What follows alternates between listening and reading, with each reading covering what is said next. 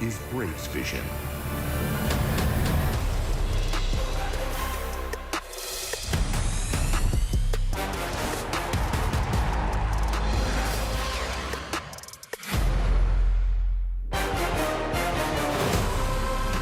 Gorgeous night here in Atlanta. And Atlanta Braves baseball is presented by Truist. Atlanta winning yesterday in the lid lifter of this series 5-2 to get to 29-13. And tonight they'll try to be the first team in Major League Baseball to reach 30 victories in 2026. And we hope to see that happen tonight. Hello again, Braves Country, alongside C.J. Nikowski. I'm Brandon Gaudin. We can talk about the offense. Good again last night. Big 4-run fifth to help propel the Braves to a win. But, C.J., let's talk about the starting pitching.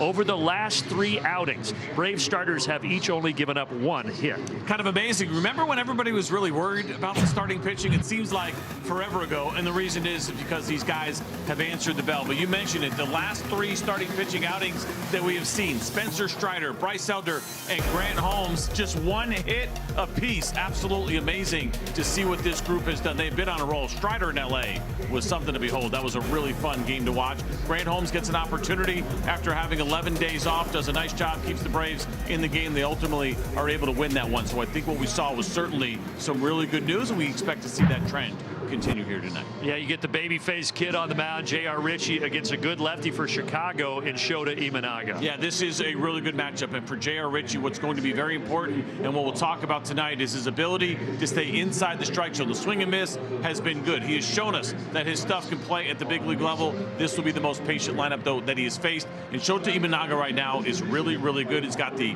ear pods in. He's ready to go. This guy's got a really good split, knows how to pitch, fills up the strike zone. Will not be an easy challenge here this evening. Cubs trying to even the series, Braves trying to win the series. Matt Olson has been as hot as anybody in baseball. CJ is going to break down why that is and why Matt looks so much like he did back in that 23 campaign when we return.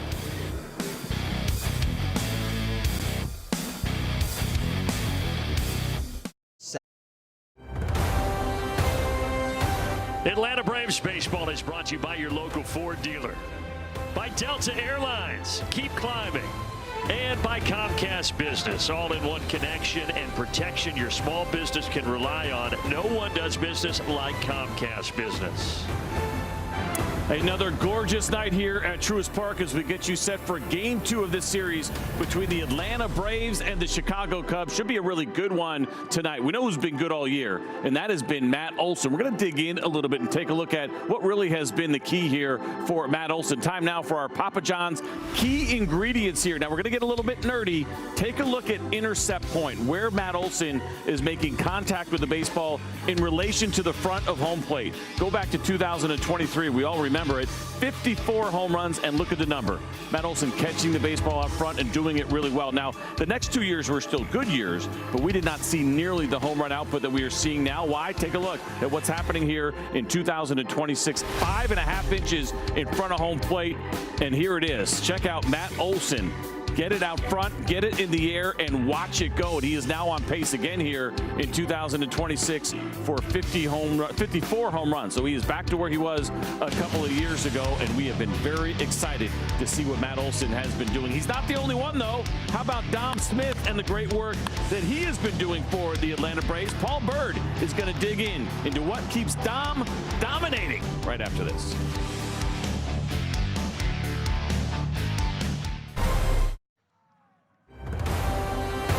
Atlanta Braves baseball is brought to you by Rooms to Go. Don't miss the Memorial Day sale going on now.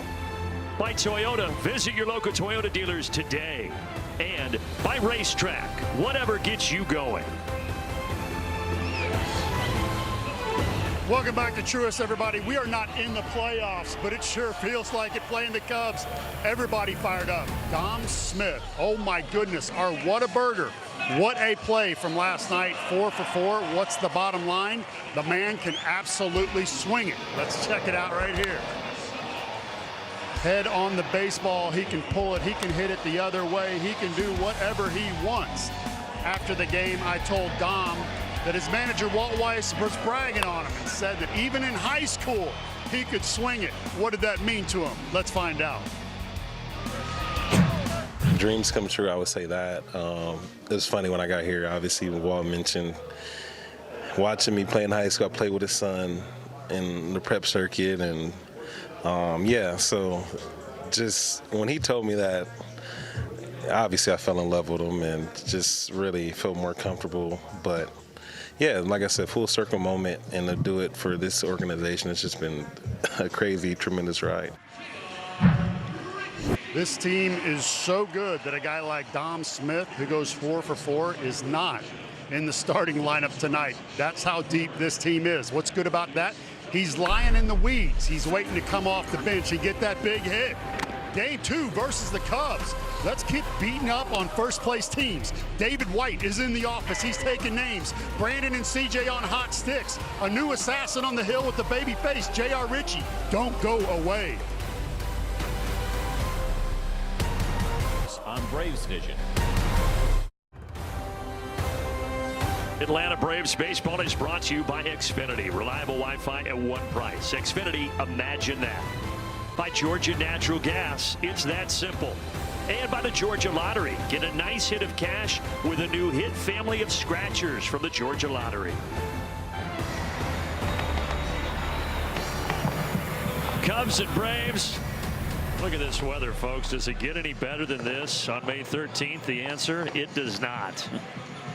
And the Braves winning 5-2 yesterday, and now going to try to go ahead and wrap up a series win here on this Wednesday evening. Here is the lineup brought to you by Racetrack for the Chicago Cubs. Ballesteros will hit second today. He's DHing, not catching. Kelly is back in the catching role, and he will bat seventh. And Dansby Swanson, who hit 8th yesterday, will round out the bottom of the order. All right, J.R. Ritchie, so his last start was in his hometown of Seattle. He can catch his breath, comes back here to Atlanta to make his 4th big league start. And second overall in this ballpark, and it's always good to be home for J.R. Ritchie. A very deep repertoire is what we have seen from him so far. The 4-seam fastball, curveball, changeup, 2-seamer, cutter, and slider. 6 total pitches, and he's thrown the ball well, just a .226 batting average against. Time for our Ford Keys, CJ. So I think tonight for J.R. Ritchie, thinking about catching your groove. We know the walks have been a little bit of an issue for him. This is a very patient team. So the idea of feeling good with all your pitches around the edges, inside the strike zone. Catch that groove. We got to stay tight. As good as the Braves have been playing, it's been a little bit of an issue on the base pass. Shota Imanaga's not a lot of stolen base this year, and he has picked off a lot of guys over recent years. So you may want to be a little bit more conservative and keeping it tight when you're on the base pass against Imanaga.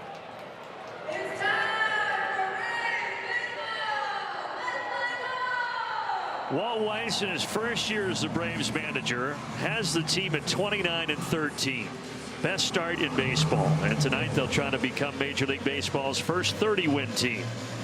And there's Craig Counsell. After 9 years in Milwaukee, 3rd season with the Cubs, got him back into the playoffs last year and has them at 27-15 overall.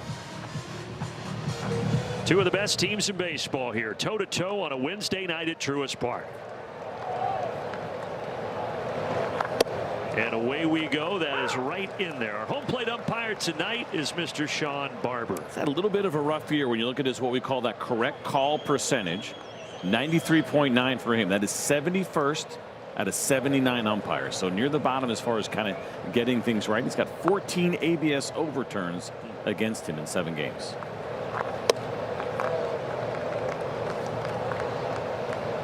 Nico Hoerner 0 for 3 last night with a walk. Remember, the Cubs had just 1 hit yesterday, even though they scored 2 runs, but that 1 hit was an Alex Bregman homer. And Matt Olson's going to give this a peek, but he will not have a play.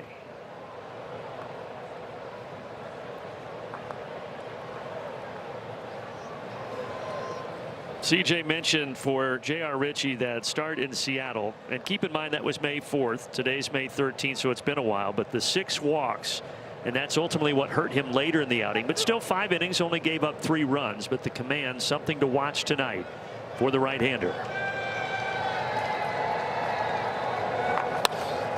Liner, Ozzie, what a backhand.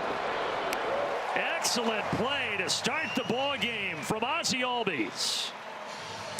We highlighted the defense yesterday and how good it was, and what a way to kick this one off, because that looked like it was headed for center field and a base hit. Nice short hop pick there from Ozzie on the backhand. You see how he kind of comes through it with the glove. It's what you're taught to do. He does it well, and a good throw over to Matt Olson.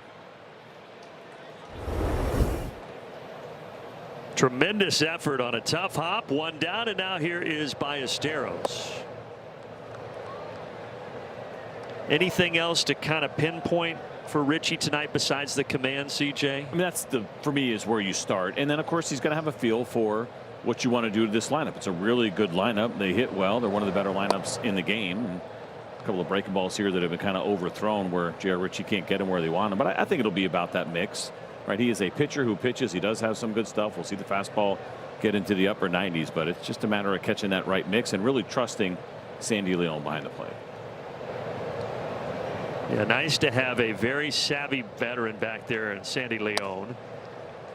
And if you weren't with us yesterday, Sean Murphy going on the IL with a broken finger. He'll be out a couple of months. So the Braves getting Sandy Leon back, and he is getting his first start of the season tonight. And I don't know the exact number, but surely these guys had worked together right when they were in AAA. Left side, and Riley. 2 down. Rest of the Braves racetrack defense. Michael Harris, it's his bobblehead tonight. And Azokar getting the start in right field with a lefty on the mound. And as we mentioned, Leon is the battery mate for J.R. Richie. And again, this will be a bigger challenge, but this is where J.R. Richie has really shined so far with the right-handed hitters. They're only 1 for 17 against him. It's an 0.59 batting average. And really low exit velocity. Even contact that has been made against him from right-handed hitters has been in the low 80s. Bregman had the homer last night, as I mentioned, accounting for the only Cubs run, or one of the 2 Cubs runs, I should say. Oh, Sandy wanted a challenge.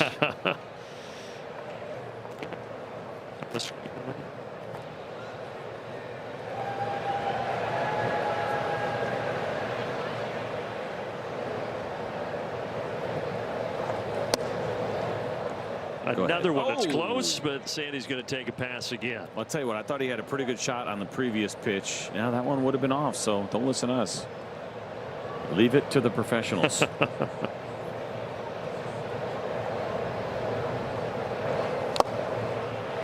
Change up and a good one. 2 balls and 2 strikes. I do wonder for a guy like Sandy Leon, any other catcher in those spots. Alex Bregman knows the strike zone as good as anybody in baseball. And so if you're sitting there saying, I think it was a strike, this guy generally lets pitches go that are out of the zone, maybe too close to take that chance against a hitter like Bregman. Richie looking for a 1-2-3 first. And Bregman showing that discipline. He stopped his bat. 9 years with the Astros, and then last year with the Red Sox, and now first season with the Cubs for Alex Bregman. Called strike. A little too patient at the plate for the Cubs third baseman. And a little frozen pizza to end the top of the first. And he does it on a changeup, locking Bregman up and in. You don't see it too often, but it worked.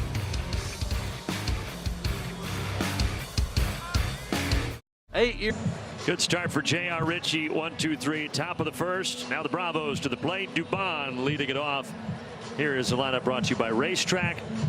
And Sandy Leon batting 8th, and then a Zokar in the 9th spot in the Braves order. Lefty 5'10", Shota Imanaga on the mound. Very effective with a fastball that sits at 91, 92 miles an hour. That split is really good. He's got a sweeper in the mix as well. 2-seamer and a curveball once in a while, but those first 3, those are the ones you're going to see the most. 32 years old, 8 seasons playing over in his native Japan, and now his 3rd season in Major League Baseball, all with the Cubbies. There's that splitter. And do much of anything. Yeah, there was not much there. And that fastball's deceptive with him, right? It is, right? When you get a lower, shorter guy, a little bit of a lower arm angle. It's not real low, but enough to be deceptive, and he likes his fastball up so he can play the split off of it. There's a splitter again, and Dubon bouncing to Bregman. Defense for the Cubs brought to you by Racetrack. Again, they're solid all the way around. A really good defensive ball club that Craig Counsell has.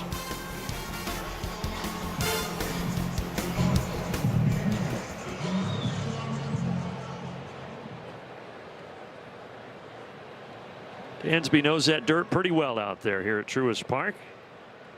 Here's Baldwin. And that would miss us off the outside corner. Exaggerated follow through there from Imanaga, and the center field camera view is kind of amazing to look at him. He's dead center on the pitching rubber. You just don't see that anymore. Yeah, it is a little, I don't know if off-putting is the right word, but it looks strange. It's jarring, and because, and Birdie loves talking about this kind of stuff, but your pitchers essentially try to create angles picking one side of the rubber or another, and generally going pretty extreme. And with his, he's a 41-degree arm angle, so it's just kind of middle of the road, right? So it's not like there's deception necessarily coming from a lower arm angle. It's not as if you're looking at a guy who's throwing a lot of two-seam fastballs, because if you are, you probably would want to create a little bit of a different angle, but that is dead center. And again, you saw the numbers. He's had a couple of clunkers, but all in all, it's been a really solid start to the season for Shota Imanaga. In his last 2 starts, 13 innings, just 1 run and 15 strikeouts. So he's been in a groove, and his sweeper gets Baldwin. He got away with a hanging sweeper right there. Drake Baldwin would love another shot at this. He's trying to put this ball down and away. Instead, it stays up and in. A couple off-speed pitches early, right? The split to Dubon that was in the upper third of the zone. That sweeper right there. If that trend continues, the Braves are going to be okay. Yeah, this offense is not going to miss too many of those. Braves faced Imanaga twice last year, and Ozzie hit a homer in both of those games. And that leads us to our Toyota Trends feature. Now, we love seeing these kind of numbers. You mentioned it, a couple of home runs last September, but overall 5 for 9 against Imanaga.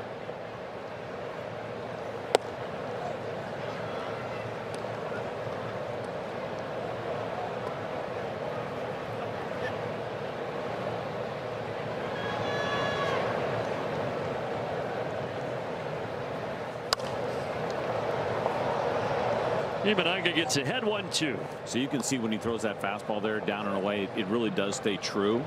It's got some of that good induced vertical break to it. That one at 19 inches, that's a really good number. And so even though it's down in the zone, it's going to stay there. It's not going to fall down below the zone. And when he goes up, it's going to play really well at the top.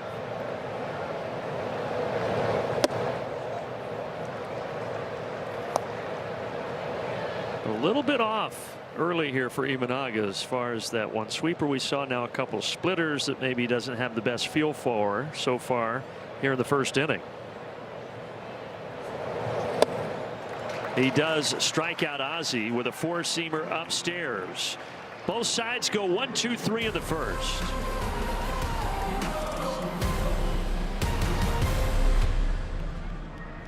Jackson. One of the great things you can do in this ballpark, go take some wiffle BP. All right, let's go down to Paul Bird. Time for our Kia Field Report. Now you got it, J.R. Ritchie at 22 years old throwing the changeup. This is the straight fastball. You can move it over to the middle, Greg Maddux style, or go out like I showed you earlier on the last 2 fingers. And if you pull as hard as you can straight down and throw it, it'll create backspin, and it'll look just like your fastball, but be 8 to 10 miles an hour off. It is the toughest pitch to throw. I did not learn to throw a good one till I was in my 30s. And John Smoltz, who is a premier Hall of Famer, could never throw one, even though Greg Maddux and Tom Glavine were in the locker room trying to help him. So shout out to J.R. Ritchie, throwing it to lefties and righties out of the gate here. I'm extremely impressed. No promises for the rest of the game, but so far he has showed me something that many great pitchers could not learn until they were in their 30s or ever. Guys. Even for those Hall of Famers, you're absolutely right. And the first 2 guys, the at-bats finish on changeups from J.R. Ritchie, Ballesteros, and Bregman, and one of those being a strikeout. Don't let Paul Bird fool you when he starts talking about kind of pitches and his inability to throw them. As you see the full repertoire here for J.R. Ritchie and what we're talking about. Birdie actually taught my oldest son his changeup in high school, and he had a good one, better one than I ever had. I did not have a very good changeup, and There's pitch design guys, right, that are out there now. It's kind of like a new title, and you can go to labs and talk to pitch design people, and they'll be great, and they even have them within the organization. But I put Paul Burt up against any of them, and he doesn't need the data. He's got feel. But I appreciate that.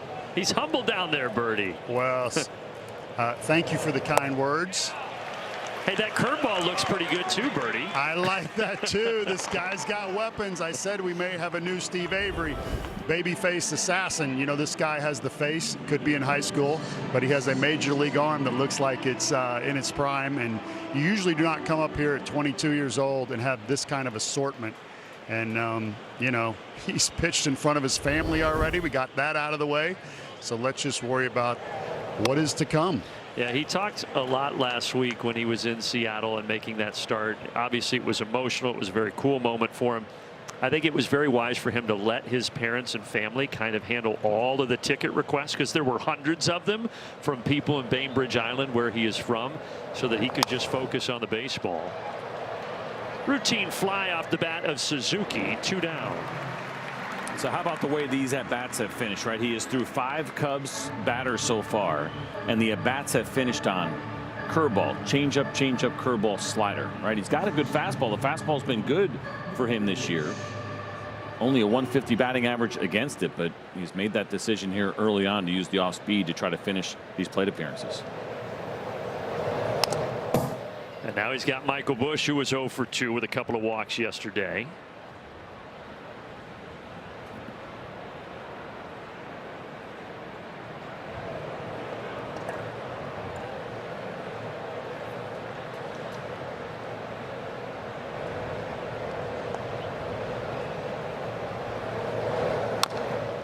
And no balls and 2 strikes. There's that changeup that Birdie was talking about. So important for him to establish that he was going to come at these Cubs hitters, right? They know the data. They're watching the video. They saw some of those games where the walks had gotten away from him. But to come right out of the chute in inning 1, now here in inning 2, to say, I'm going at you guys, put them in swing mode. It's exactly what you want to do as a young pitcher, and so far so good here. Good power in Busch's bat. He had 34 homers last year, 3 so far this season. So a bit of a cooler start for Michael Busch.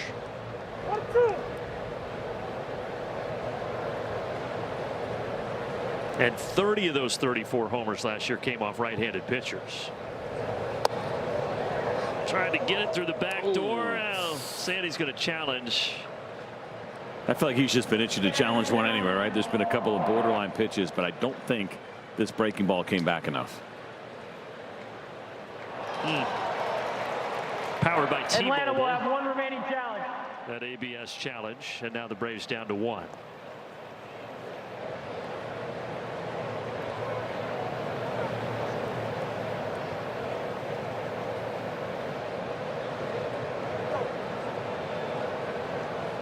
It truly is a baby face for the 22-year-old J.R. Ritchie.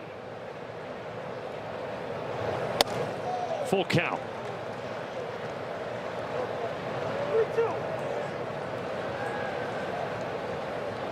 Catcher Carson Kelly would be next.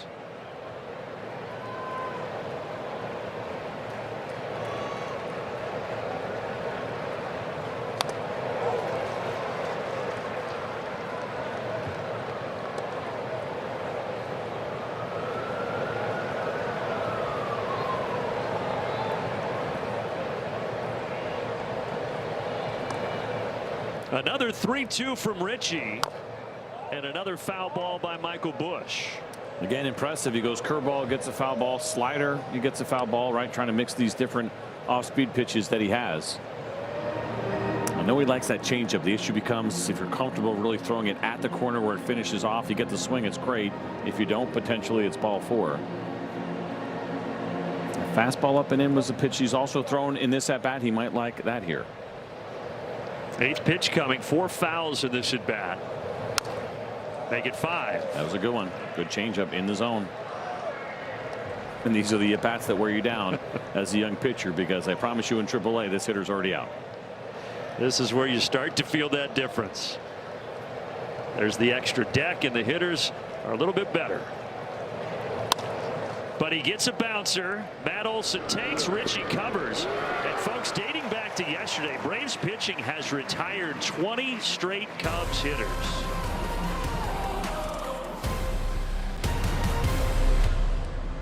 Yeah. Rolling into the bottom of the second, Matt Olson, Georgia Natural Gas Greener Life Impact player, with Matty leading off. So left-handed batter versus left-handed pitcher, both Baldwin and Olson near the top of the list. And he hit it hard, but unfortunately directly to Michael Busch. Bottom line, though, is Olson and Baldwin against lefties, it has not bothered them a bit. No, and those numbers matter as we take a look. We got 2 in the top 5 right now, left on left for the Atlanta Braves. And we kind of knew it about Drake Baldwin, but he didn't get the extended look. He gets the extended look this year against lefties. He's cashed it in, and Matt Olson is just hitting everybody. And this guy's starting to hit everybody. Austin Riley, 2 more hits yesterday, including a homer. I was talking with Austin down at the batting cage before the game, and I said, so what's it been the last couple weeks? He said, it is all about my hips. And he took me over to the iPad and was showing me the video about how his hips are much more level. He's not dipping his hip, dipping his shoulder. And the results have been there. He turns on this, but he's ahead of it. Yeah, it sounds like they went and dug in and looked at some of his better years and where he was as far as that levelness goes. And it's not that difficult to get out of whack just a little bit. You may not even notice it. But if you're not level, if you're not in the spot that you need to be, and there are certain pitches you're just not going to get to, including elevated fastballs, which I think we have seen from him at times, and he has made the correction, and he's getting great results. He said there were 2 particular sliders that he hit really well on the road trip. He said, when I was hitting that pitch and keeping my hips level, I knew, okay, things are starting to feel right. And certainly he's seeing the fruit of that labor.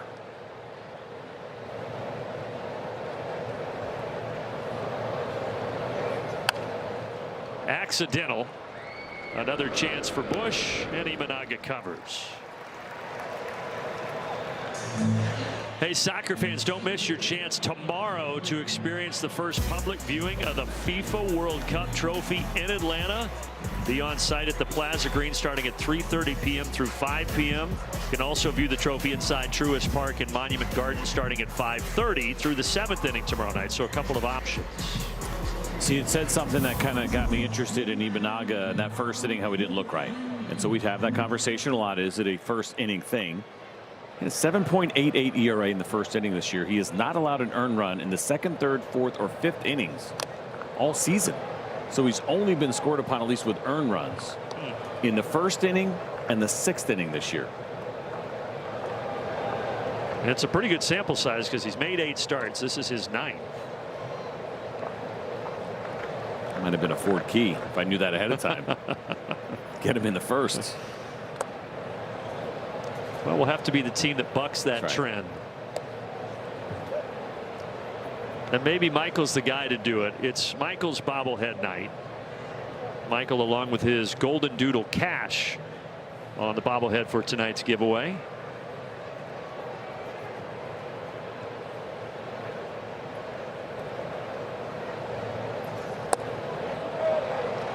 Went around on the sweeper. Generally, when you see chase like that, you kind of go ahead and take another shot at it, as that ball just kept going and going and pretty far away from Michael.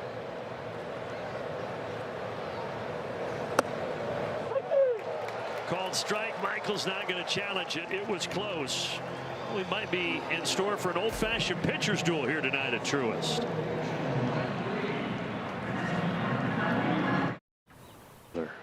Baseball's in here at Truist Park. On to the 3rd inning. If you want to mix your baseballs in with 3,000 calories, we're going to show you how in a second.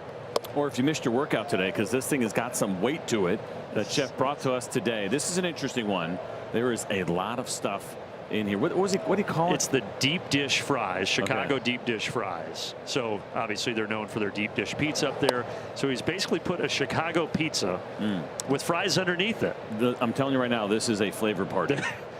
Everything in here has some kind of bite to it. There's some marinara sauce at the bottom that goes over the French fries, but then you're dealing with some peppers and onions and sausage, and all kinds of stuff. Yeah, so you just have to treat the fries like it is the dough of the pizza, and you've got Chicago deep dish here at Truist Park for the next couple of days. That does not lack flavor at all. It is bringing it in a big way. Smells delicious. It's one of those, though, if you eat it, you're probably asleep by the 5th. Stepping over into the sun, Dubon making the play.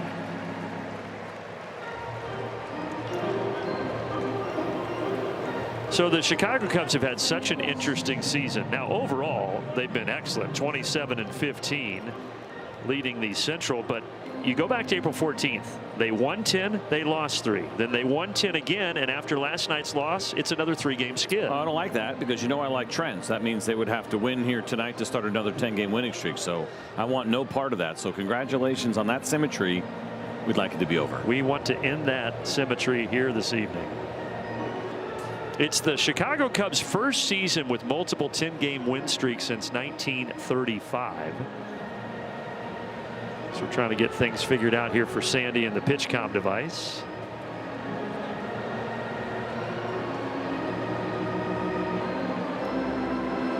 Crickets.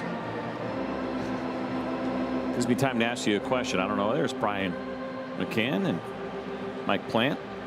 Yeah, Mike Plant down in front, Braves exec. Keeping a close eye on what's going on. And where do you think BMAC is on the PitchCom? Just put your fingers down. That's a good question. Yeah, he's probably like, come on, guys. There's a way to do this. We've done it before. He's not old enough to be old man cranky yet, but that's the kind of thing that could really bring it out in him. BMAC, I believe he's my age and Frenchie's age, isn't he? Early 40s? How old is BMAC? 42, yeah. Born in Athens in '84. I think once you cross that 40-year-old plateau, we can get pretty cranky. Yeah. So it takes some loud music or some kids with bad manners, people not knowing how to get on and off an elevator. That's the kind of stuff that'll get you going. It'll get you. I tell you, I'm at that age when you get to the pool that you don't even take your shirt off anymore. You're actually just there to relax. You just let me sit under an umbrella. I don't even want the sun on my body. I'll burn. And by the way, keep it down over there. Yeah, kids, come on. Pete Crow Armstrong. We talked about it last night. So it's such a patient Cubs offense until you get to Pete Crow Armstrong, and he is as aggressive as it gets. And not all chase is created equal. Right. It's one thing when, OK, you go after a pitch here and there. It's a couple of inches off the plate. It counts as the same chase rate, but he has some really big chase, and that pitch was well out of the zone.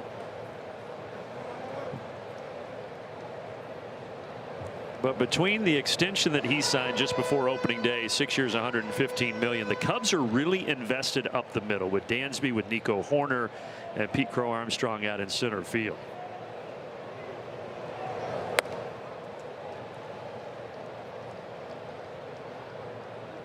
The Cubs have been pretty aggressive. I mean, those extensions certainly have mattered, but even what happened with them this offseason and kind of how aggressive they got with that payroll. Pete Crow Armstrong thankfully sees this leak just left of that chalk. So this is a franchise high, as we'll take a quick peek at this, and this ball going foul, luckily, with the great speed that he has. But it's a franchise record opening day payroll this year. And they have a lot of free agents also. Imanaga being one of them. Jamison Tyone. Suzuki's a free agent. Happ. Matthew Boyd. There's some mutual options for guys like Boyd and Colin Ray, who we saw last night. Carson Kelly. So a lot like the Tigers, they put some pretty big resources into their roster. Franchise best payroll where they expect to win now. That means they probably also try to add at the deadline because things are going to look significantly different next year. And again, the likely deadline at least one of them will be in their starting pitching because of the injuries that they have had there.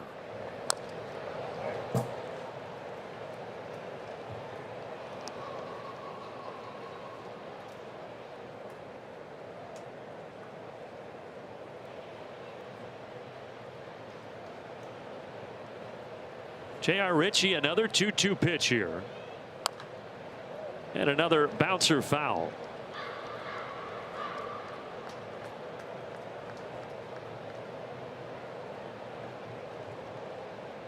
Very similar to that Michael Busch at bat to end the second. Ninth pitch coming. There have been 5 foul balls here off the bat of PCA. And you generally don't get these kind of plate appearances from him because of the swing and miss. He's averaging just over 3.5 pitches per plate appearance.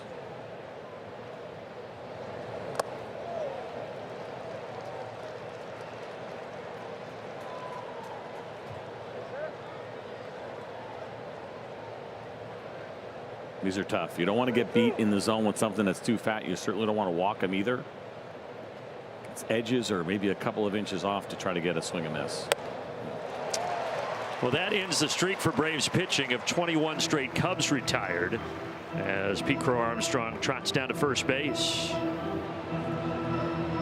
Time for our Defend the Mound feature presented by Comcast Business. So minimum 10 innings pitched. Starting pitchers against righties. Pretty good for J.R. Ritchie. It's been domination for him. He has been excellent again because how deep the repertoire runs. He's got a couple different breaking balls that he can throw them. He's not afraid to throw that good changeup right on right. Runner goes for second, and Pete Crow Armstrong will get in there easily without a throw. He's got that kind of speed. He came in 9 for 12, making now 10 for 13. And Sandy Leon had no shot.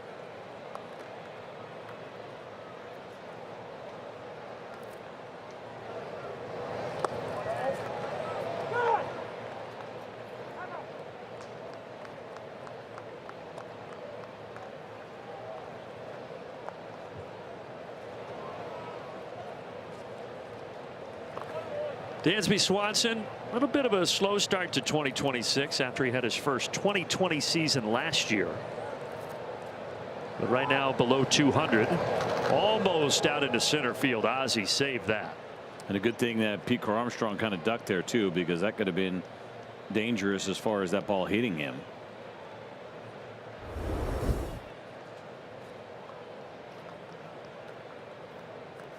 Oof.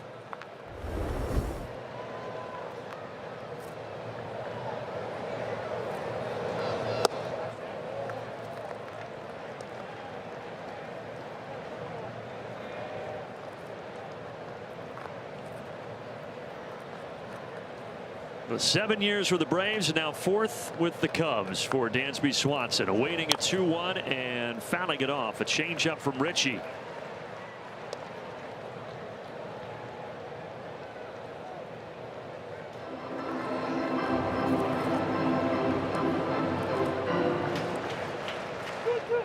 And Dansby becoming a first-time father this offseason. His wife Mallory Pugh, of course, U.S. women's national team soccer player, gave birth to their first child, a daughter Josie, in November.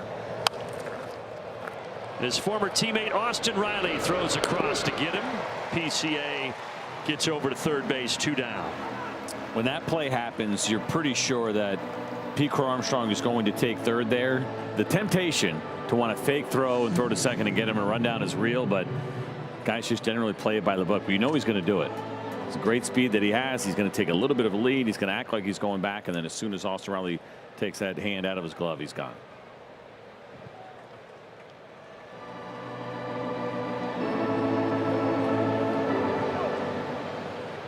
Lineup card flips over to Nico Horner.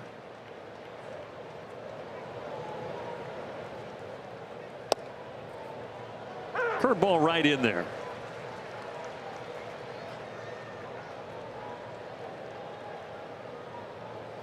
I have to go back and watch one of J.R. Ritchie's old games. I say old games. He hasn't been here that long, but do you think he unintentionally doesn't have that second button buttoned on his jersey?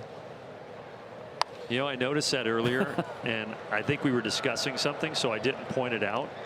I'm guessing it's unintentional. You never know. Guys have their things, right? The little kind of quirky things, but I need to know. I mean, I'll go down there and button for him if he wants. That's how much it's in my brain right now. It's going to wear you out a little bit. But he's throwing the ball well, so I don't want to disrupt anything. He's trying to put Horner away here with the potential first run of the game, 90 feet away down there at third base.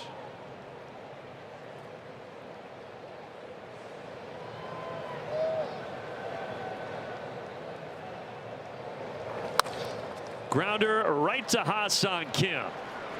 Keep that second button open, J.R. Ritchie. Only a walk through 3 innings.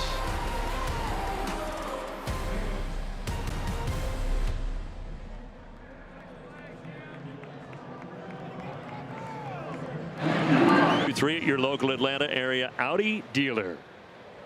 Boy, he came ready to play tonight. He needs another chain. It's a big hat. It's funny. And a cup of coffee, apparently.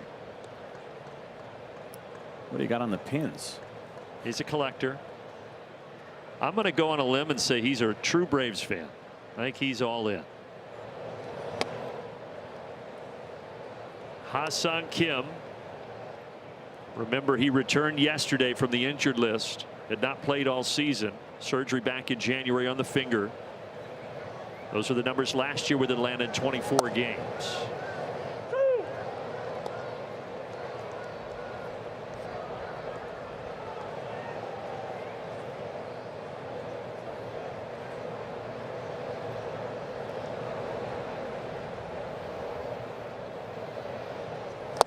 So before the game, as he goes down on the splitter, I was talking with Ha-Seong Kim's translator, David, who's a great guy. It's great to see him again. It's good to have him around. He goes everywhere Ha-Seong Kim goes. And he said, are you going to try to match CJ this year with talking in Korean when Ha-Seong Kim does it? So he sent me a bunch of calls from the KBO of home run calls. How's your confidence? Well, and then there was a pause and he was typing another message. He says, actually, I think these are too complicated for you. Let me think of something simpler. So as Leon crushes this, but foul. I mean, let's not oversell it. My Korean is extremely limited. I knew how to get in a cab and get to the ballpark and then get back to my apartment. There's David. That was about it. It was really good to see David. It's like, man, I missed you guys, and really more talking about Kim, of course. Also just missing being around the team and here in Atlanta. It's really nice to have both of them back. Absolutely. And Sandy Leon, welcome back to Atlanta. His first at bat at the big league level in 2026 is a single to left field. You love to see it for Sandy, the journey that he has been on throughout his entire career. You know he was looking forward to getting back here. And to get a base hit, right, we look at him as obviously a glove guy first, but some aggressive swings early on, and this one pays off. And that is the first hit of the ball game for either side. Jose Azocar getting the assignment in right field today.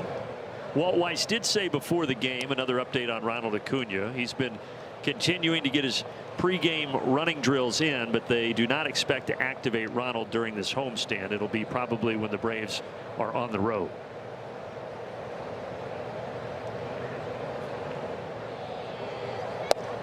A couple of base hits for Azocar against Shota Imanaga in his career. 2 singles in his 3 at-bats.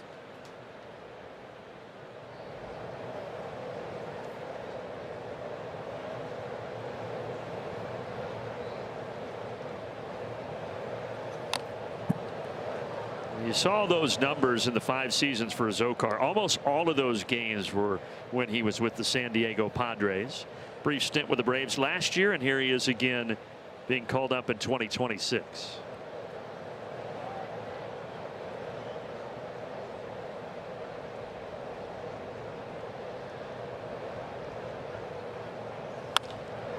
Line drive, base hit, back-to-back hits for Atlanta from the 8 and 9 spots in the order. How about that? We talked about bottom of the order last time. We've really talked about it all season long, but these guys haven't been here all year long, right? I mean, these are a couple of different guys that you throw in the bottom of the order, and yet the trend continues where it's base hits and production.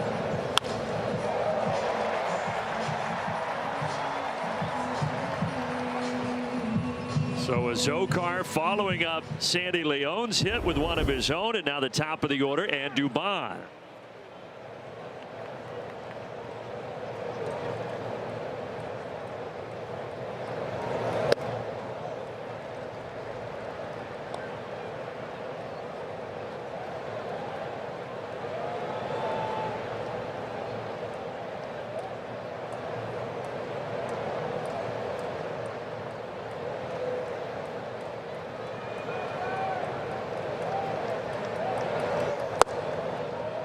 And Dubon gets ahead here, 2-0.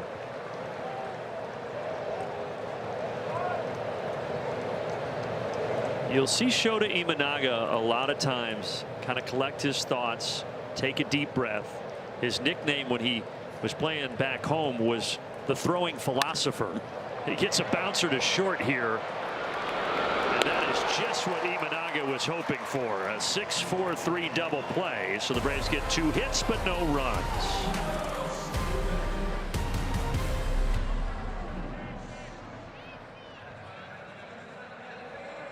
Hands replay. The hands for J.R. Ritchie not very nimble because he does normally button that second button. I mean, something is brewing right now. This game has been going well for him. The second button is unbuttoned, clearly accidental, but perhaps a new trend for J.R. Ritchie. Button gate here at Truist Park tonight. He has no idea. You don't think so? No, I don't. I guess that's tough to see. You got to really get your chin down there. Liner toward the gap. Zokar sliding and making a great grab. Taking one away from Ballesteros. Part of the reason that he is here, right? We know that he is a good defender. He's got some good wheels. He's a right-handed bat, which the Braves needed right now, but he can also play pretty well in the outfield, and that's a very nice play and a very hard hit ball at 98 miles an hour. Jorge Mateo appreciates it. Alex Bregman now. So for a guy like Ritchie, when you're facing Alex Bregman, and even for left-handed pitchers for that matter, it's getting a little bit unconventional, right? He was able to strike him out on a 3-2 changeup that was up and in, maybe not exactly where he wanted to throw it, but a little bit of a different pitching style when you're facing this kind of hitter for sure. It's crazy, CJ. I was looking because I knew Bregman had gone to the playoffs all those years with the Astros.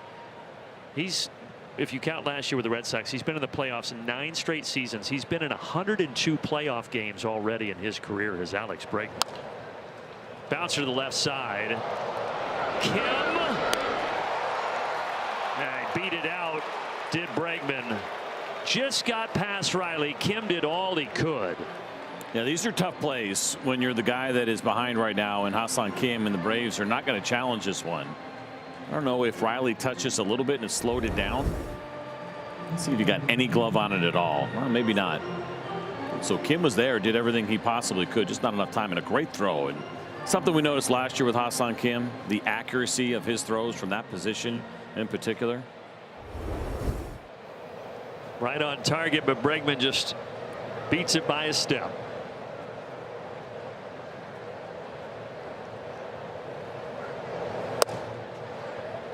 And that's just the second Cubs hit in the series. They're 2 for 39 so far here at Truist Park.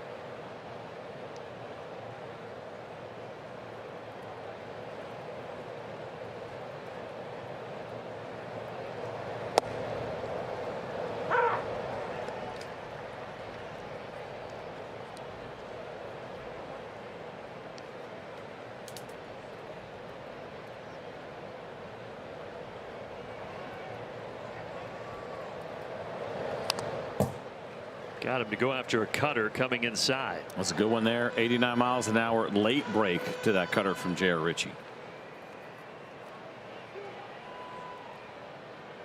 Part of that 6-pitch arsenal for J.R. Ritchie.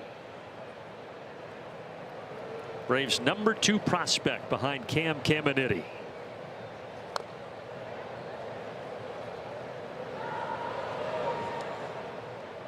And the Braves #3 prospect we saw throw 3 beautiful innings out of the bullpen last night in Didier Fuentes.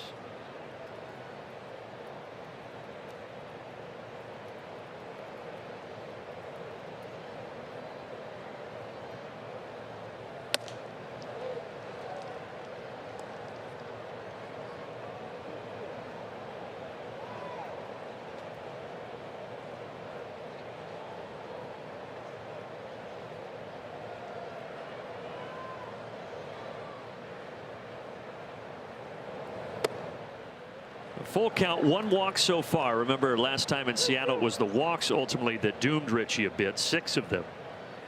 So he's had a couple of pitches that have gotten away from him and some big misses like that one, some curveballs that we saw in the first inning, but so far he's been able to correct course and get back on track. Misses with that changeup, pulled it a little bit. So there's walk #2 tonight for the right-hander. Hey, dust off your boots, Braves country. May 22nd. You see that hat, you can get that. And live country music and flair throughout the ballpark all night long on May 22nd. Braves.com/promos to be a part of the action, just like Birdie is. Howdy, partner. What's going on? My horse is parked outside, a little hay and water, but I'm from Kentucky, so as soon as I put this on, felt like I'm right at home. So what's your horse's name? Glue Stick? Max. No, Big Max. Max. Yes. That's He's looking good sitting there next to all those Teslas and BMWs, you know. You don't have to plug him in, though? Don't have to plug him in. No, don't have not to yet. stop at the gas station. Just a little good fescue and, you know, he prefers pond water. Birdie's avoiding these gas prices with electric cars and horses. By the way, the horse thing on the water is true. You get them water out of the faucet, they won't drink it. They want well water. Really? Yeah, or some good water out of the creek. They don't want that fluoride, huh? Nah, for whatever reason. Concerns me a little bit. As long as you're not drinking the water out of the pond, Birdie. Well, what does your horse know that we don't know? It kind of has me That's what concerned I'm as saying. well. Yes, that's what I'm saying. Yeah, Birdie, I would imagine you're pretty big into the Derby given those Kentucky roots. I am, and it was so good this year, guys. So good. Last to first female trainer. That is good. A curveball that freezes Suzuki. That's a big second out there for Richie. Now, front to a curveball with some really tight spin here, better than 2,600 RPMs. If you're into that kind of thing and catching the inner third for that called third strike.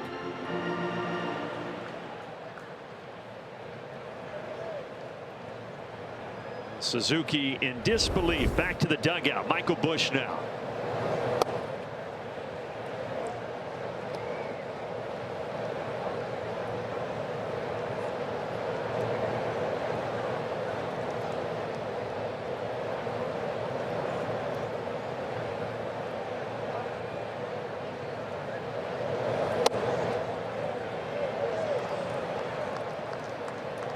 Busch had that long 9-pitch at bat in the second inning before he eventually grounded out to Matt Olson.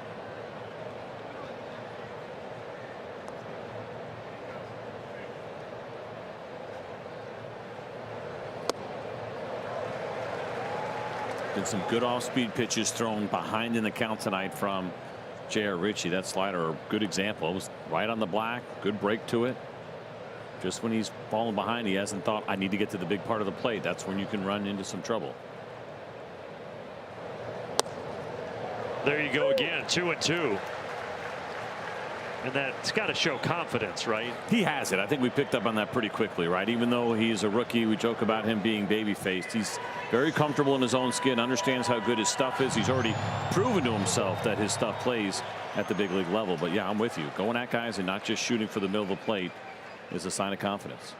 2 on, 2 out, 2-2 count, and a 22-year-old ready to deliver the pitch here to Busch. In on the hands and fouled away. Now we'll see how many good pitches he throws that gets fouled off. That was the kind of awakening moment for me when you're young and you're just, again, so used to, hey, guys in AA and AAA are missing that pitch. And he's thinking big leaguers are fouling it off, and then they're fouling off another one, and then I make a mistake.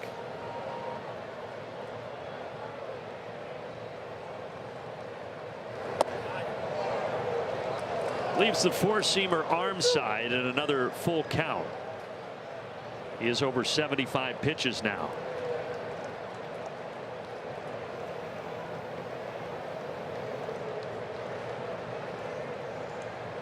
Big pitch, big spot. 3-2. We'll do it again.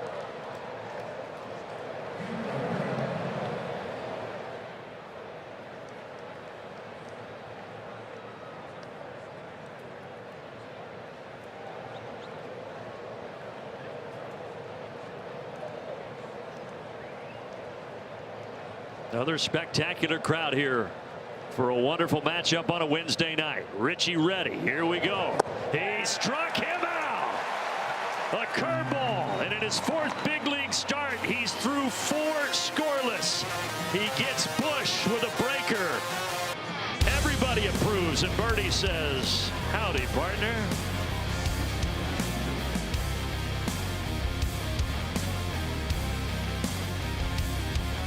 Richie over there pounding a honey stinger waffle. Keep that energy up. 2-3-4 here for the Braves against Imanaga in the bottom of the fourth. Liberty Mutual Insurance field coverage.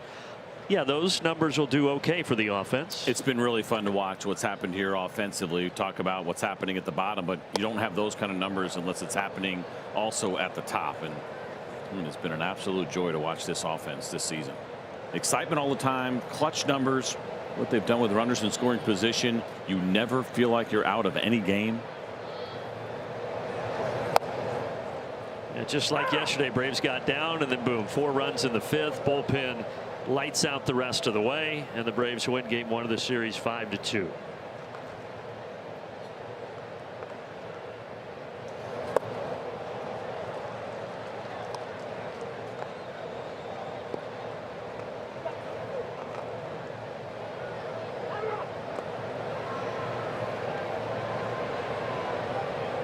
And Sean Murphy, you see, he's got the cast on the left hand, the broken middle finger on that left hand from the catcher's interference situation against the Dodgers.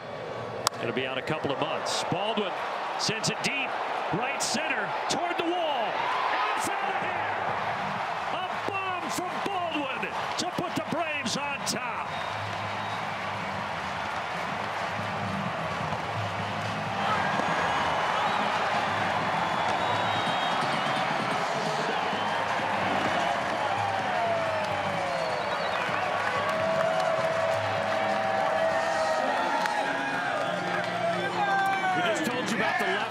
Prowess of Drake Baldwin and Matt Olson, and there it is showing up in a big way. Man, that was an impressive home run from Drake Baldwin. Another solo for him, which he's really good at. Unfortunately, gets some guys on base in front of him, but leading off the inning a little different. But there was a sweeper that was swung on and missed in this at bat, and this one you thought, okay, I can do it again, and it was somewhat similar, and Drake Baldwin was on it. After he swung and missed, I felt like there was just a little bit of a look, because there was more depth in that sweeper than some of the others that we had seen tonight, and he tried to do it one more time, and Drake was ready. It's just so impressive that he can reach for that and generate that much power to right center to get it out of here, 402 feet. I'm with you, and there's JP Martinez showing it off with the hat. That's right. That's impressive. It is. That's not easy to do. And so Imanaga, as surprised as you were and as surprised as I was, because I'm with you. You saw the swing. It looked like he had to reach for it. Sounded good, but you're like, there's no way he's driving that ball out in that location. And he did. Shows you the power that he's got. Matt Olson now grounded out back in the 2nd.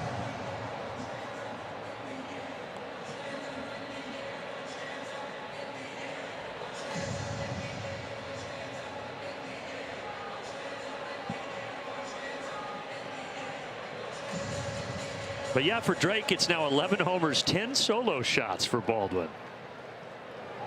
He's an introvert. He just likes his own party.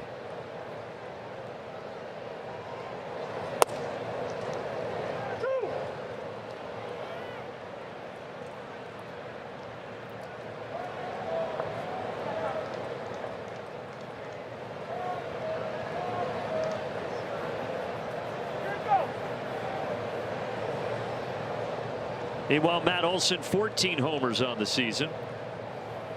Awaiting an 0-2. Downstairs with a splitter.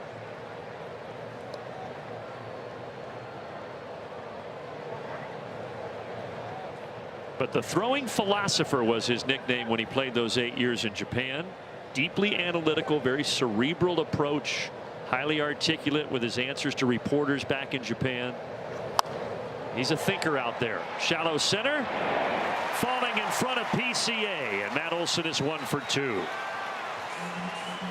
Well, you saw a split that was pretty far out of the zone. Didn't offer it at it. And now he gets another one left on left here from Imanaga. And that one stayed near the bottom of the zone. Didn't have the same kind of depth off the end of the bat, but a base hit nonetheless. The nickname's funny to me because he's pretty animated. Very left-handed, right, in the way that he kind of jokes around and has fun in the body language, but then there's also a deep thinker side. Who would have thought? His answers when talking to the U.S. media, he's getting more comfortable with it, obviously, but he came over, a little bit of culture shock. He talked about that his first year in 2024. But when he felt very comfortable in Japan, he would hold pretty long post-game press conferences where he gave his thoughts on everything, including his outing.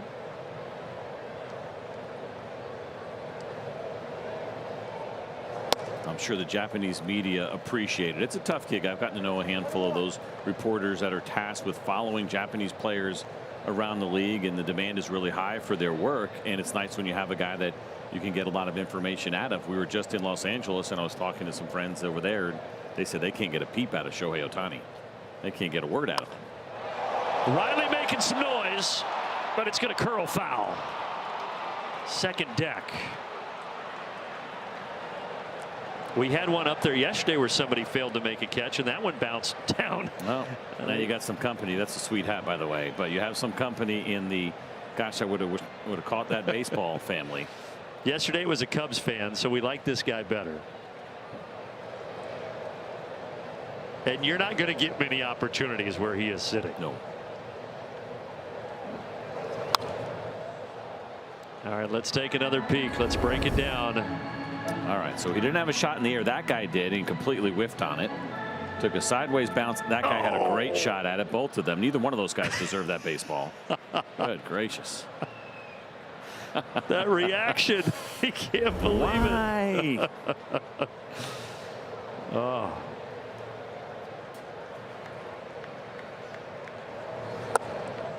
Two and two to Riley. Now his phone's blowing up. Oh, yeah. I do love that hat.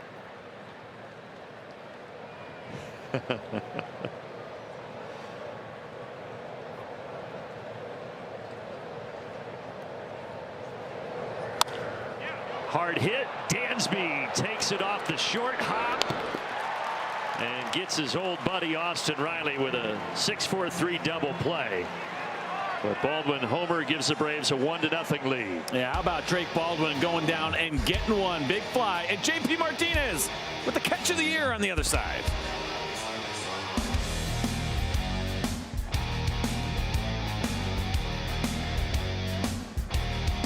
Rookie Richie ready to start the fifth. Kia Field Report time again. Here's Paul Burr. Oh, you got it, Brandon. Look at these numbers. You'll see the Chicago Cubs only hit 176 on the changeup. So he's already thrown 18 of those tonight, which is fantastic. If he doesn't have a good changeup, he can't do this. He cannot exploit this weakness. I'm thinking of Carl Crawford, who played 15 years in the big leagues, who's an incredible hitter, but he hit in the ones on the slider. He hit over 300 on everything else. So if you don't have a slider, you're going to be in trouble with Carl Crawford. So if you are going to start a major league game, it is important that you have multiple pitches. And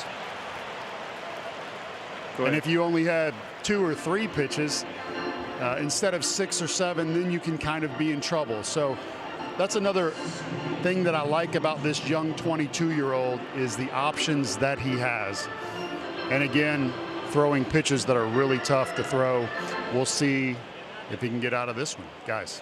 Yeah, it's going to be interesting because there's some action, it looks like, already in the Braves bullpen, but the deep repertoire is part of what has gotten him here and allows him to get a little bit deeper in games. But with the Braves up right now, third time around the order coming up here and a couple of hitters, it seems like Walt's going to be proactive. So J.R. Ritchie's going to have to work hard and be really good to get to this 5th inning and give himself a shot at a win. Yeah, Kenley has started to loosen.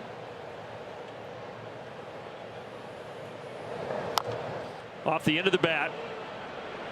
And Ritchie fires a perfect strike to Olsen. That does put Kelly at second base.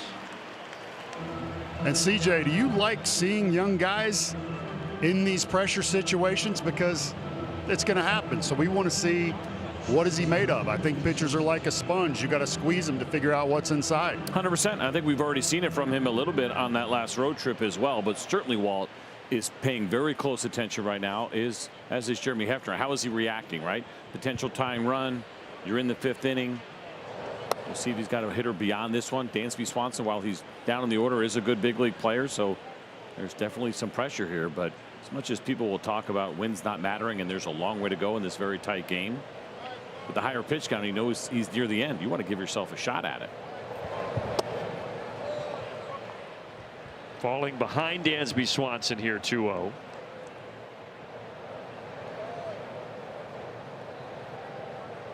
It's been really kind of fun to watch how aggressive Walt Weiss has been with some big arms early in the game. I like the approach. Yeah. Put your people in the high leverage situations. There doesn't necessarily have to be everybody the same 7th, 8th, and 9th every ball game. And he's not blowing out the bullpen to do it either, right? He has done a really nice job of getting guys their rest.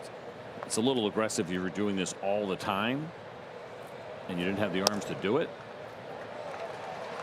4-pitch walk here for Dansby Swanson. 3rd free pass for Richie. Let's get a message in right now from Delta. From Braves country to the world. Delta, official airline of the Atlanta Braves.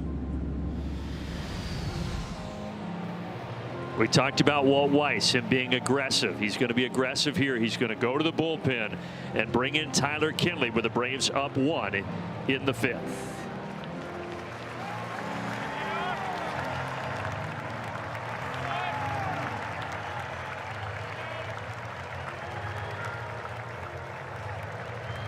Braves baseball is brought to you by Georgia Power. Score big savings at georgiapower.com/tips.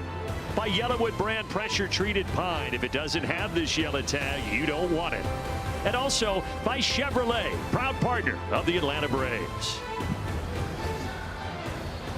So J.R. Ritchie 4 1/3, responsible for the runners on, but right now no runs against him, and Walt Weiss going to Tyler Kinley. A big arm here in a big spot to try to keep the score exactly where it is for Tyler Kinley since he joined the Atlanta Braves last year. He's pitched in 21 games in this ballpark. 1.69 ERA, 135 batting average against. He likes it here. He's got the top of the order, Nico Horner. Starts him off with a slider low.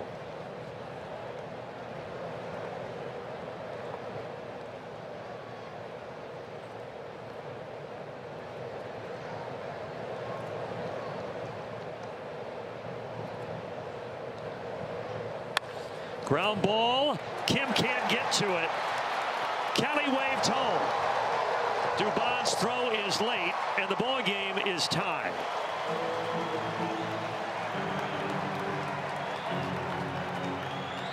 You get the ground ball you want. Unfortunately, it's hit right in the hole. This goes at Austin Riley or to Hassan Kim, and it's probably an inning double play, but right between the two of them, no one had a shot at it. Good effort from Kim, but no way he was going to be able to get there. So it's an easy RBI single.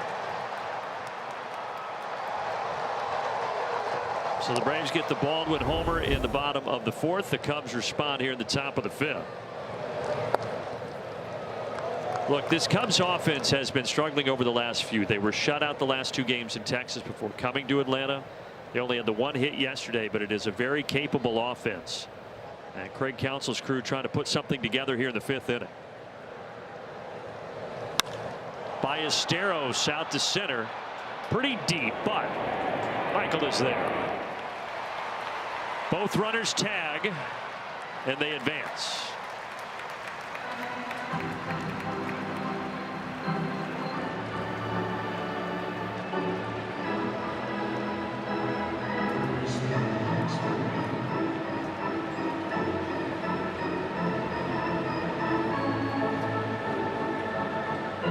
Well, this is one of those at bats you circle on your scorecard. You've got Alex Bregman, very good veteran hitter, 2 in scoring position in a 1-run game or a 1-1 game here in the 5th.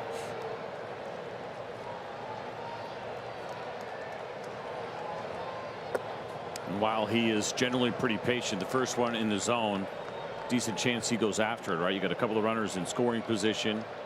You'll see some patient hitters kind of switch gears when they get spots like these.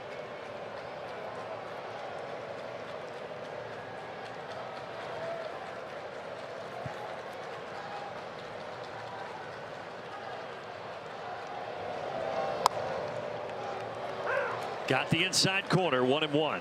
Not a lot of history between these two for Alex Bregman. Just 2 at-bats against Tyler Kinley, 0 for 2. Kinley hoping to make that 0 for 3 and send us to the bottom of the 5th here.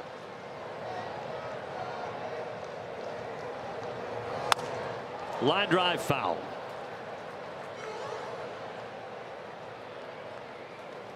And Bregman needs a new piece of lumber before the 1-2 pitch.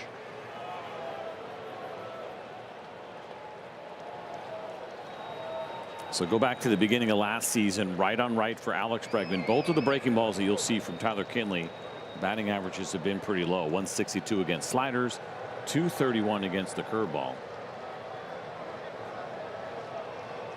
What will he bring him here? 1-2 to try to get out of this jam.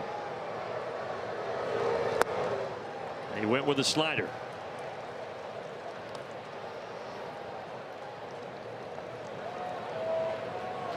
Talking about Bregman last time he was up and the fact that he's played in over 100 playoff games, 2 World Series rings. So moments like this certainly don't faze Alex Bregman.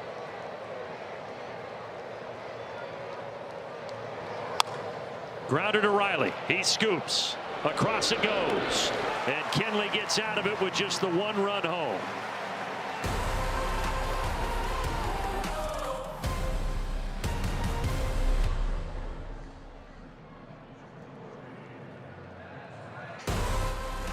Atlanta Braves baseball is presented by Truist. Sun just set a couple of minutes ago here in Atlanta, so nighttime 1-1 game, all even as we head to the bottom of the 5th. Some fans quick to point out that we meaning the Braves, disrupted what we saw from Shota Imanaga, only allowing earned runs in the 1st and 6th inning. Yeah, that Baldwin homer last inning in the 4th got the Braves on the board. It looked like Bregman lost that for a moment, but he found it. That's the right time of night to do it, right? We're looking at dusk right now, so you don't have a fully dark sky, but it is a little bit darker and an easy one to lose a ball in.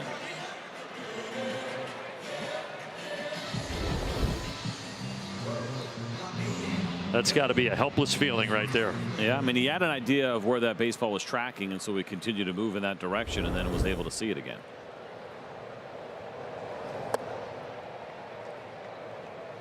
Shota Imanaga, that ball in the air there off the bat of Harris, but he has induced 8 groundouts. He has the 4th highest fly ball rate among qualifiers, so normally more balls in the air against Shota Imanaga than we've seen tonight. Just a little bit surprising knowing he throws a split as much as he does, but the 4-seam fastball is not a ground ball pitch. It's going to be swing or miss or fly balls usually. His sweeper has gotten up in the air a lot more than your average sweeper.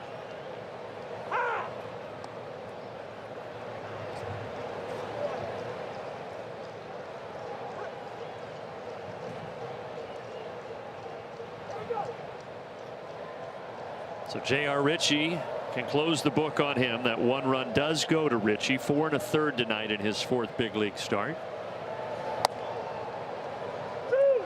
3 walks, but all in all, what did you think of Ritchie, partner? I thought he threw the ball well. He came out attacking. He understood what was going on with this lineup in particular, that he had to use all of his pitches. They had to be in the strike zone. They were not going to chase very much.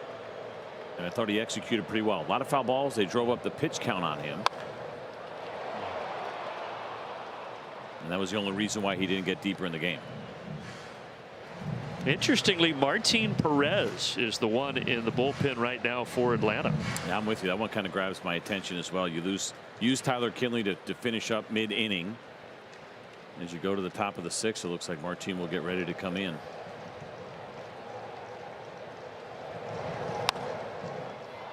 Speaking of fly balls off of Imanaga, there's one. 2 away. Hey, the Atlanta Braves are celebrating one of Atlanta's own, the Jermaine Dupri bobblehead giveaway, July 22nd. Make sure to arrive early because it's going to be a hot ticket. So Def block party in the Battery. And there's going to be a DJ set out there as well. You can grab something to eat. There's going to be a food truck. Braves.com/promos to see all the details. Remember how the Outcast bobbleheads went? And I think Jermaine Dupri, there's going to be big lines for that one. Gretchen brought the Jermaine Dupri bobblehead up here, and she goes, "This is the only one out of wrapping currently in existence. Do not mess this up." So like you're holding a gold bar right now.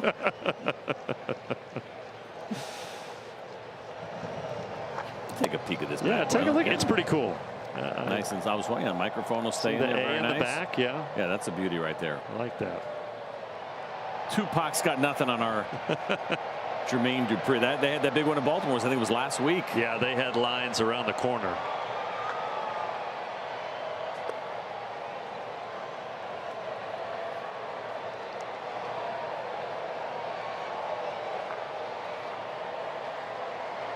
We got the wave going at the ballpark.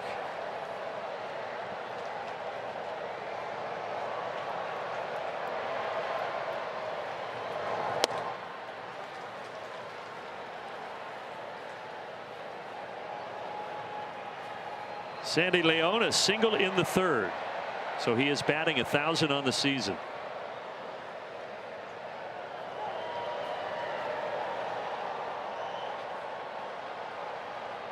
Only 5 games last year for the Braves in that late call up. Reaches for it, pops it towards Michael Busch. Imanaga sets him down in order in the 5th.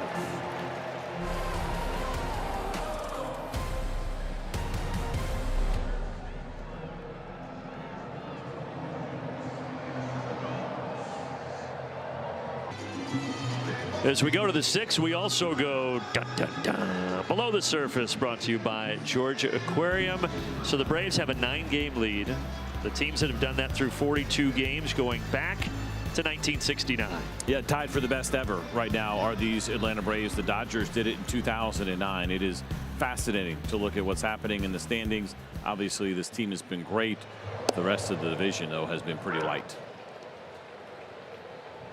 Martin Perez, we told you he was in the pen, and now he is on the mound here in the 6th inning for the Braves. Martin is that friend that you want to hang out with all the time because he's up for anything. Whatever you want him to do, he is going to do, whether that means taking spots in the rotation, some starts, you need him in the bullpen, short outings, long outings. He's been very clear about that. He's here to help in any way that he can. So he had a start on the 28th of April, then a start on the 6th of May, and now on the 13th of May he comes out of the bullpen in a tie ball game. And Birdie was talking. Oh my God, that is a thing of beauty. That's what we call paint, my friend. Yes, it was. Backdoor cutter. I thought it was going to stay off, and instead it just came back and barely nicks the down and away corner, but no argument to be had for Ian Happ. That is a thing of beauty, and when Martin is right, that's what he'll do. It'll be cutter there. It'll be sinker going the other way, the changeup, and then do it on both sides of the plate. This is a guy I don't doubt that Birdie loves because of how excellent his changeup is.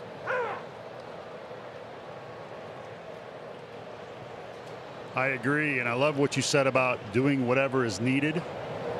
Kind of like a Dubon in the field. You need a guy like that in the rotation who can give you multiple innings and save the bullpen if needed. And oh yeah, he's really, really good. A guy that has been around a long time, Martin Perez, 35 years old, and he has been a nice boost for this Braves both rotation and now out of the bullpen. And people were asking, hey, why didn't Martin get a start in the series? Why didn't he start yesterday maybe instead of Grant Holmes? Well, part of that is because the Cubs are very, very good against left-handed pitching. Slowly to Riley. It's a long throw across. He makes it without a problem. We pause for a word from Chevrolet. Get into a 2026 Chevy Trax, starting at $23,495. Proud partner of the Atlanta Braves. Well, when I was talking with Walt Weiss yesterday, I said I was just complimenting him. I said, I've been so impressed with how you guys have managed the pitching situation and spacing out the starts for some guys, using Perez in multiple roles, Fuentes in multiple roles, because it really has been a masterpiece how they've operated. And listening to him talk about the process was also pretty interesting. It is a group effort. Everybody involved in the organization that has a voice in the room when they're making these decisions. Everybody leaning on everyone else. This way nothing gets missed. I think it's really important. Sometimes you get concerned with front offices and organizations getting just a little bit too small and not sharing maybe enough or listening to enough people, but not the case here, because it is very complicated what they're doing. Trying to find the right matchups, trying to find the right rest, and then in the case of Bryce Elder, making sure he doesn't get the rest because he's been so good. That is not an easy thing to make work. Perez is making everything work through the 3 hitters that he faces here so far. Down they go in order in the 6th. Here comes that changeup, an absolute thing of beauty, left on left against Michael Busch.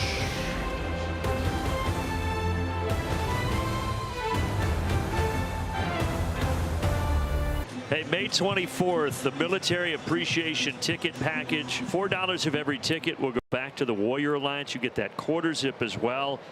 Go to Braves.com/military appreciation to get your ticket now. Imanaga back out there. Oh, Birdie's got it on. That looks great, Birdie. Brandon, how we doing? Doing better now. You're ready. Yeah. Hey, light, very comfortable. I could pitch in this. I like the look of that. Not many can pull it off the way Birdie does. When you say you could pitch in that, like, how's the arm feeling these days? Like, I'm down to like very minimal BP and it's hanging on by a thread. Yeah, people ask me, I'm good for like 3 pitches and then straight to the IL. You know that T-shirt that says everything hurts? That's right. Yeah. We're living it. That's right. But hey, we've lived a good life. So I remember we were at Kingsridge where Birdie and I, our oldest boys, went to school, and we were throwing batting practice. Birdie had already been a couple years into retirement, but I was still hanging on. And we're throwing BP to these kids. And I'm pretty much at like full regular in-career strength, and I see Birdie, he's trailing a little bit, and I can hear him breathing a little bit heavier over there. And I look over we were going at it 45 minutes, everything we have. And I could still see his face. I look over, he's like, man, you're still in pretty good throwing shape on this. He's like breathing heavy. I'm like, come on, Birdie, you got this. Dig a little deeper. I'm trying to cheer him on. A couple years later, I knew exactly what he was talking about. I started going through it. You do lose it eventually. Yeah, it's like a car, you know. 200,000-300,000 miles. At some point, it says enough. Oh, it's a sad feeling, though. It really is. Yeah. That's why you ride that horse, Birdie. That's it. Yeah. I hear they live forever. They do, and they love you back. You know what I am good for, though? The lob shot on the tennis court. Oh, yeah. The little slash on the pickleball court. Yeah. That's what I'm down to. You guys are dominant. Can't hang with you in that department. You saw that note for Kelly, the catcher, how good he's been with the ABS challenges, and he got that one overturned to strike out a Zokar. You could say he's the best in baseball. Looking at catchers that have challenged at least 20 times, he's got the highest percentage. Came in at 90%. Another strikeout for Imanaga.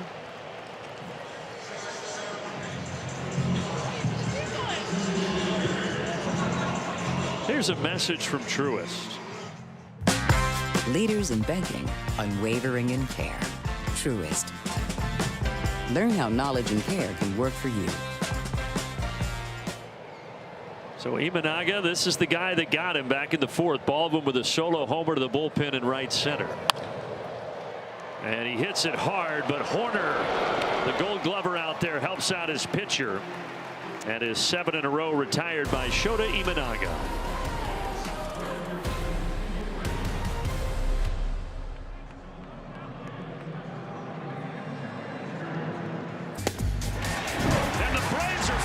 Some leather tonight. That is as sensational as it gets. Fans, don't miss a moment this season with Braves.tv. You can stream the entire season within the Braves territory for just $79.99. Watch games at home or on the go and stay connected all year long. Visit Braves.tv for details. Start streaming today. He's CJ Nitkowski. I'm Brandon Gaudin. Paul Bird downstairs, and you're looking live at Dylan Lee, the lefty who's on for the 7th. The numbers have been phenomenal. He's been great all season long. And he's going to get a fly out here to right. Zokar with a catch.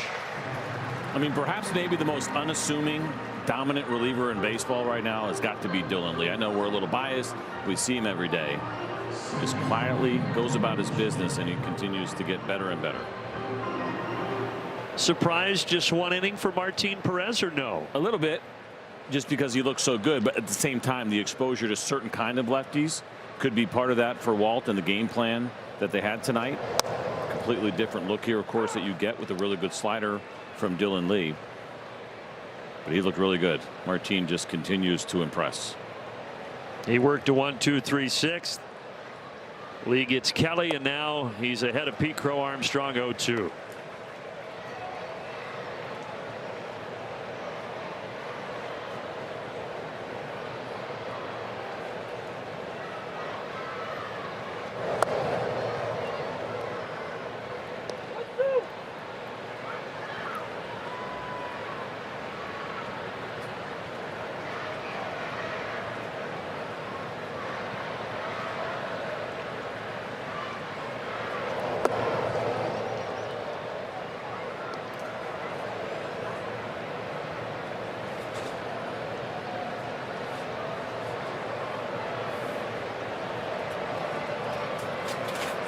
Two balls, 2 strikes. Ooh. Is there going to be a challenge? There will be. I think Dylan Lee convinced Sandy Leon to challenge there. I'm not sure he wanted to. This one is going to be as close as it gets. Yes. Atlanta will have 1 remaining There was some real hesitation on Sandy's part, right? It's his first time back in the big leagues under ABS, even though he's done it in the minor leagues, and it felt like it was a total reaction off of Dylan Lee. Watch this here. Dylan Lee does the spin like, yep, there's strike 3. All right. Well, thankfully, Sandy Leon went with it. The Braves keep 1 challenge, and they get their 2nd out here in the 7th. Stay tuned for the stretch. Fueled by Georgia Natural Gas. Another challenge. The catcher is challenging the ball call. Sandy feeling himself a little bit after that last one. He doesn't look overly confident. Oh, stop it. Atlanta has 1 remaining. Sandy's living right. Sean Murphy can relate. So can Drake.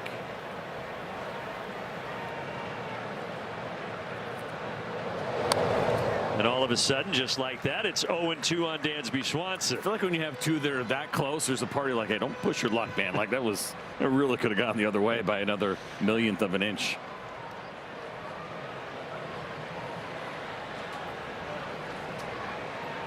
Braves bullpen worked 5 scoreless yesterday. And Lee trying for a 2nd consecutive 1-2-3 inning here for the pin tonight. That'll do it. Slider gets Dansby. Down they go in order. 1-1 as we head to the stretch. Welcome to the stretch. Fueled by Georgia Natural Gas. Service, savings, sustainability. It's that simple. Welcome to the stretch, fueled by Georgia Natural Gas. Nick Green alongside Peter Moylan. And Peter, this is a tight one. J.R. Ritchie making his 4th start of the season. I was expecting him to be really good. I thought the stuff was really good. Foul balls kind of hurt him with the pitch count. Yeah. But overall, what did you think? I thought, we said pregame we wanted to see more strikes from him. He definitely threw more strikes, but like you said, the Cubs did a really nice job making him throw a ton of pitches and a ton of good pitches. I thought he was really good when he fell behind, was able to drop in the occasional breaking ball or off-speed pitch to get himself back into the count. You wanted to see more strikes with the 4-seam fastball. I still think that could take some work, but he had to make some pitches in big situations tonight, and he did that very, very well. Yeah, didn't get hit hard at all. Only 1 hard hit ball on the night, 7 swings and misses. If you get a little more swing and miss at times, I think the pitch count will go down. But nice job overall for J.R. Ritchie. Let's see if the Braves can get back in this one and get the W. Let's get you back to Braves baseball after a quick word from our friends at Georgia Natural Gas. When it comes to natural gas in Georgia, G&G leads the league. We keep it simple with great rates that save you money. We even make it easy to reduce your carbon footprint with greener life. Sign up in minutes at gng.com. It's that simple. There you see the score knotted up at 1. I got to give a shout out to Adam Zimmerman, Senior Vice President of the marketing team, and the whole department for coming up with just one great thing after another. It's Money Mike and Cash, his 2-year-old golden doodle. A lot has changed for Money Mike, who comes up 4th this inning. Grew up down the street, drafted by the Braves. Incredible contract, stood out, got married, had a son, had his own bobblehead, and now his dog has his very own bobblehead, which is pretty incredible. Money Mike saying he can't wait to get home and show it to Cash to get his approval. And before the game, Chad Bishop asking Michael Harris why the name Cash. He said because I'm money. So we got Cash Money. Money Mike. That seems like a pretty easy one. He's got the headband on tonight for Cash that he got from a breeder in Tennessee. Hey guys. Yes, Birdie. If you could come back to me, I want you to know that I delivered this hit in some really cool shoes. Oh. What do you think? Wait for it. Wait for it. Wait for it. Wait for it. Oh, what a show off. What, just rub it in everybody's face, Birdie. Yeah. Well, you know, I'm giving the shout out again to the Braves marketing department who keep stacking dubs. Big wins on everything they turn out. And Michael living his best life here in Atlanta. So easy to pull for with that huge smile talking about all of it. It was an excellent interview. Birdie, do you run into the same problem I run into when we get really cool stuff from the Braves that the boys come calling? Do you guys share a same shoe size? These are a little tight, but I'm going to make them work because I'm told they're really hard to get right now. That's what I'm saying, though. But Grayson and Colby, they're not bugging. Yeah. They're all over it. Yeah. It's like immediate. So you guys just got to be like me. If you have a goldfish, your goldfish doesn't ask. Can't get in there. There it is. Those are beautiful. I'm faster in these. I can jump higher. Some say better looking, but my kids say the best I've seen you look right there for sure. Maybe too old for these. I think that's a ploy to get them away from me. No. Still 3-2 here to Ozzie. That's a guilt play right there from the kids. Yeah. You don't want to wear those, Dad. You're too old. Give them up.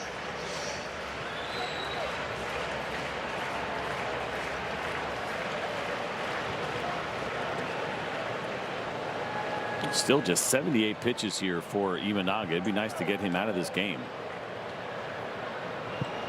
Yeah, he's gotten in a groove here after getting that 6-4-3 double plate in the fourth.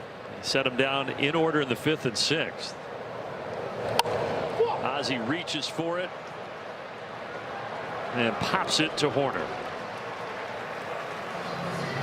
A message from Kia.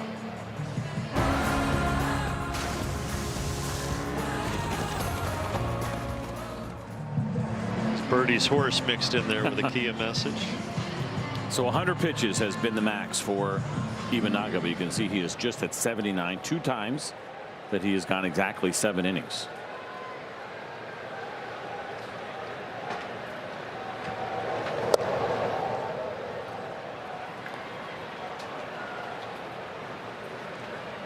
Matt has one of Atlanta's 4 hits tonight.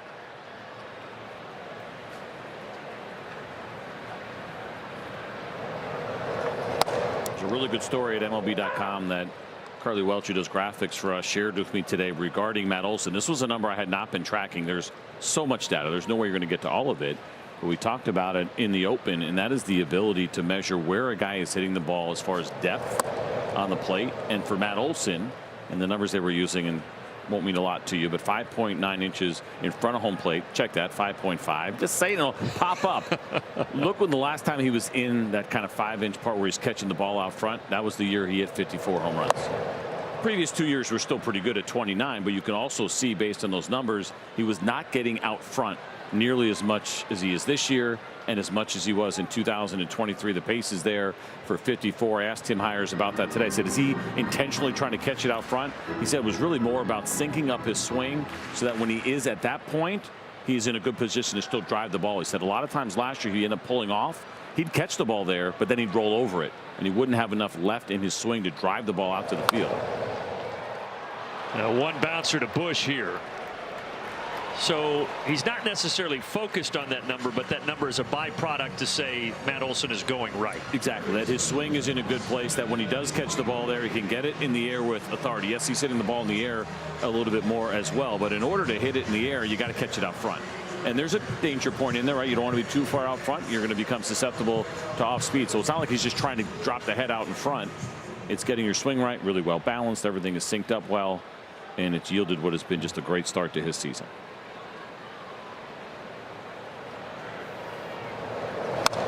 Let's take a look at our Yellowwood bringing the lumber feature tonight. This is on Austin Riley coming into the ball game tonight. and what he has done over the last 10 with those 3 homers and 8 driven in. I think it goes back to the beginning of the road trip, some of the adjustments that we're hearing about with Austin Riley, but also going to Colorado against some lefties. I think feeling really good about where his swing was throughout that road trip, and it's continued to carry over.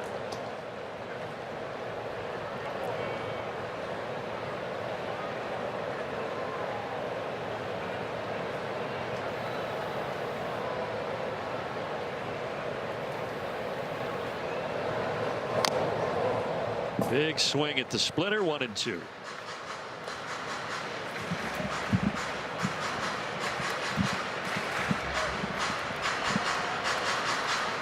I'm surprised that he wears that PitchCom device like that.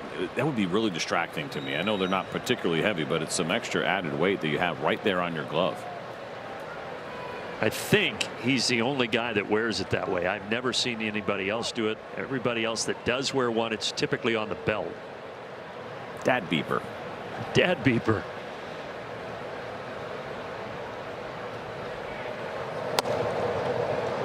Four-seamer up, 2-2. Comes with a tight pair of jorts and a braided belt. Yes. It's always good when you got the cell phone in the holster on the braided belt. That's a good look.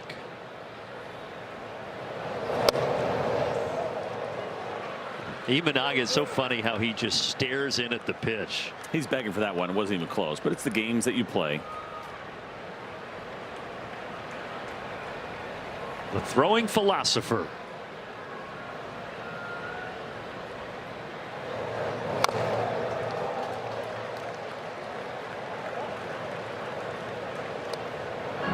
Suarez getting ready for his part in the 8th inning.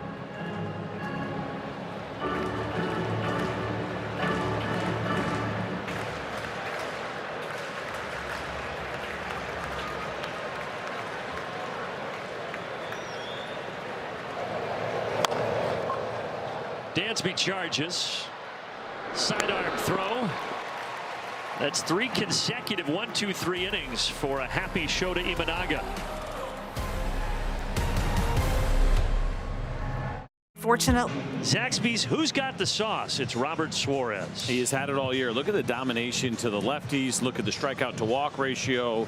An incredibly low ERA. He has been excellent. The best stat, I keep saying it every time, but I think that we've had here, there's been a lot of good ones. His fastball will sit at 99 miles an hour. Changeup cutter, and every once in a while, a 2-seamer. First pitch is bounced to Ha-Seong Kim. Takes care of business.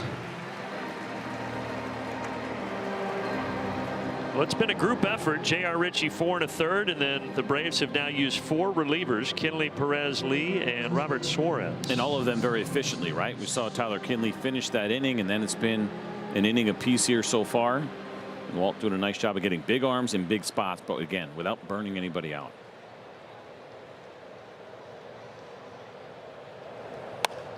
Moises Ballesteros shoots it foul.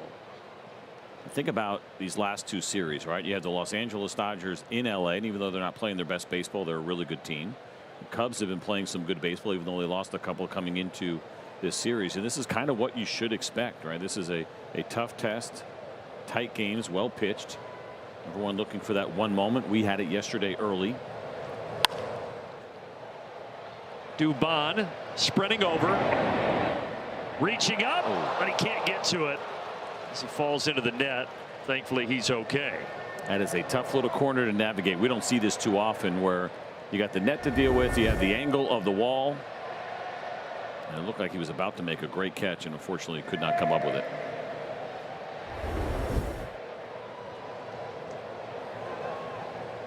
Thankfully okay. Eli White, who ran into the wall at Dodger Stadium, had that concussion. They do expect him to be ready to come off the IL after the 7-day minimum. So that was the update today from Walt Weiss. Very good news for Eli White in Atlanta.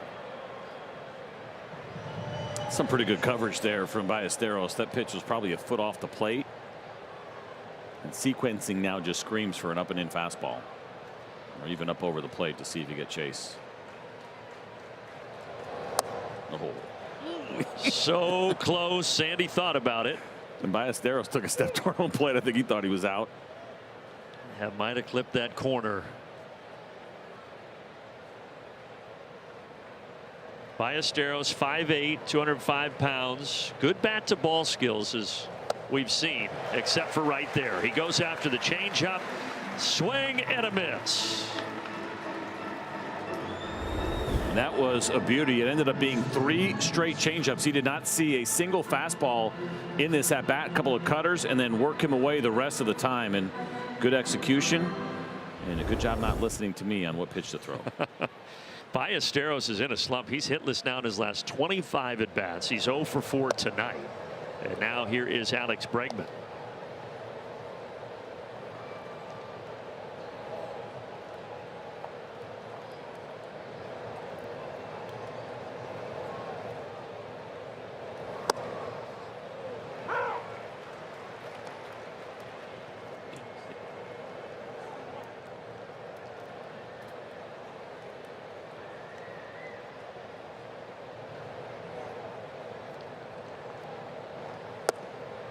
Shota Imanaga's been really good through 7 innings. The Cubs do have Phil Maton, the righty, getting ready in the pen.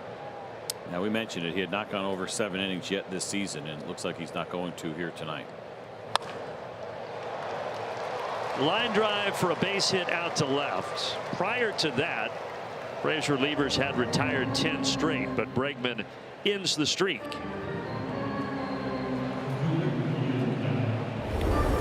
Well, not all bad. Think about this. You got 2 outs here. Good piece of hitting against that really good Robert Suarez changeup. But we showed you those splits.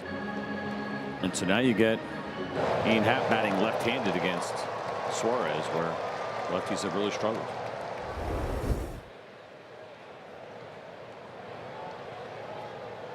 Happ yet to put the ball in play tonight. 2 strikeouts and a walk.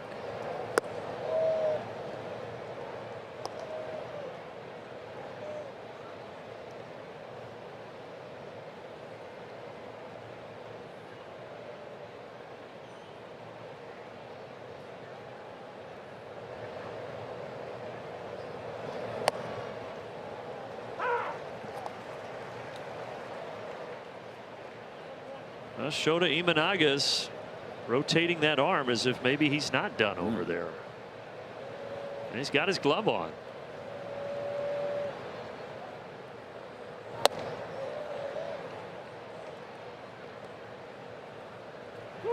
Yeah, that's not the movement from a guy who is out of this ball game. So I think you're right.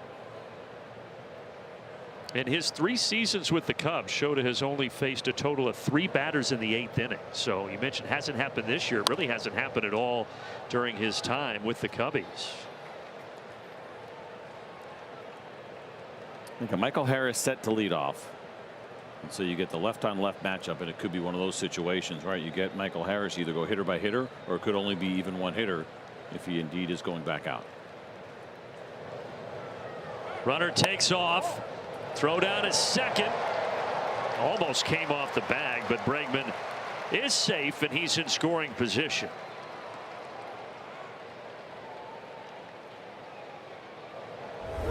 First stolen base against Robert Suarez so far this season. Just good timing from Alex Bregman, and no doubt Suarez pretty locked in on trying to finish off Happ, and I'd say ignoring Alex Bregman, but maybe not thinking about him as much. 3-2. Challenge from Happ, and I think he might win this one. Batter challenging the strike call. Really close again. Does Sandy have another 1/1000th of an inch? Chicago will have remaining challenges. You can't even fit a piece of paper in there.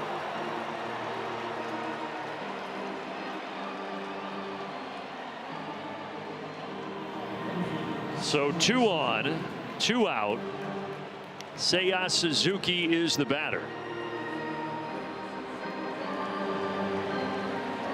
I mentioned it with Sean Barber. He came in averaging 2 ABS turnovers per game. He's got 4 tonight. But all close. I mean, they're all reasonable. Suzuki, like his starting pitcher tonight, Shota Imanaga from Japan, trying to help out Imanaga here in a big spot in the 8th inning. John Lipka Says Suzuki win 0-1. So he's been good against Suzuki in his career as we take a look at this from the side. That's a good call. 0 for 5 with 2 strikeouts. And then I wonder, too, if they've ever faced each other when Suarez was in Japan. Maybe. I do not have access to that data. We do not. We take it pretty far here, but we keep it stateside. Yeah. So you don't go across the pond.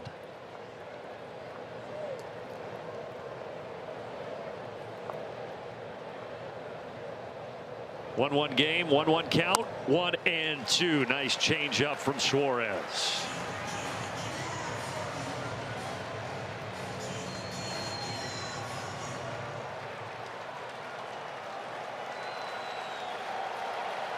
Truist trying to give him some love. And he went with that pitch again.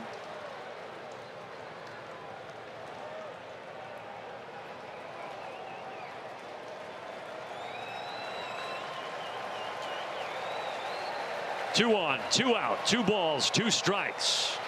Robert Suarez ready to rock and roll. He struck him out. Another changeup, another beauty. Unbelievable work here from Suarez and really the entire bullpen here tonight. But there is that cambio and another punchy for the Braves bullpen.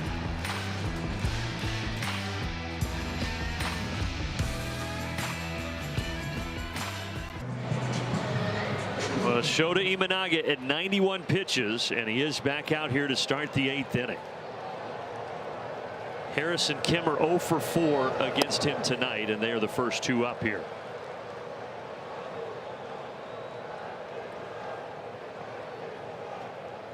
Both teams 1 run, both teams 4 hits, both teams airless baseball.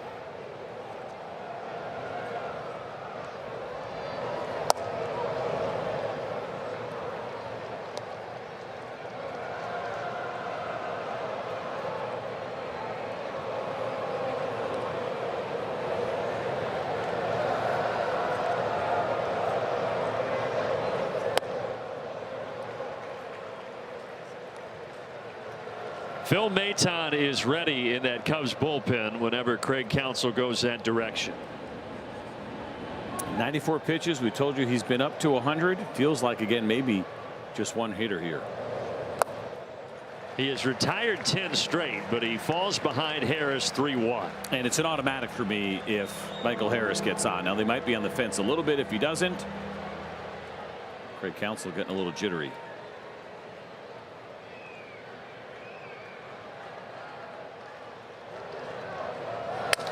Broken back.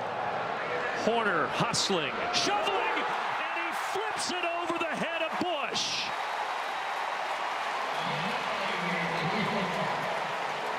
First error of the series, and it could turn out to be a big one. Craig Counsell couldn't get out of the dugout fast enough, and what a break here for the Braves. This was a pitch that Michael Chase looked like it might have been a ball weak contact, but the wheels, it puts pressure on the defense, and the defense couldn't show up. And Nico Horner, who won his 2nd career Gold Glove last season, tried to flip it, but flipped it unclean. And the Braves now have a chance here to start a rally in the bottom of the 8th as the Cubs turn to the pen.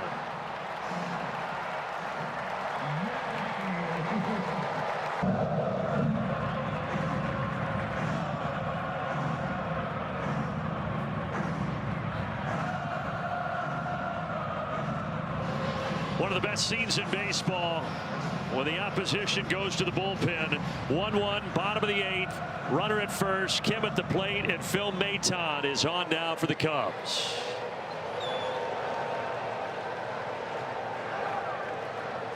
The righty deals a called strike. So Maton's an interesting guy. You're going to see a high ERA, but it's kind of been a tale of 2 seasons. He went 4 straight games where he gave up 2 earned runs in each of those games. Now all of a sudden he's on a run here where it's been 5 straight where he hasn't given up a run. And Kim laces it through the left side for his first hit. And there are 2 on with nobody out.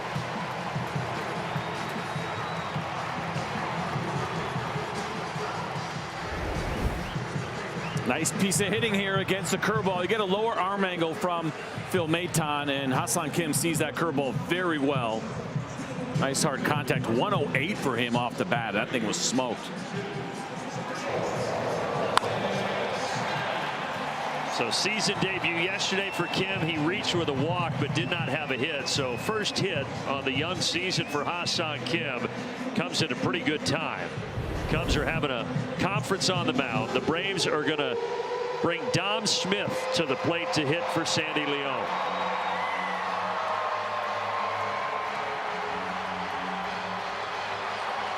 Four hits last night, all of them singles. He has been in the middle of everything this year in some pretty dramatic moments, and now another one on the table for Dom Smith.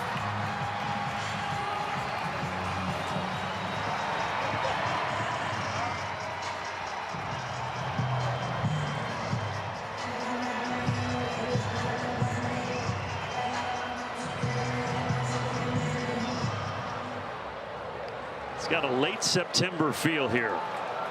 Cool temperatures, and this has been a dandy tonight. Braves trying to take the lead in the 8th. Dom Smith comes up swinging.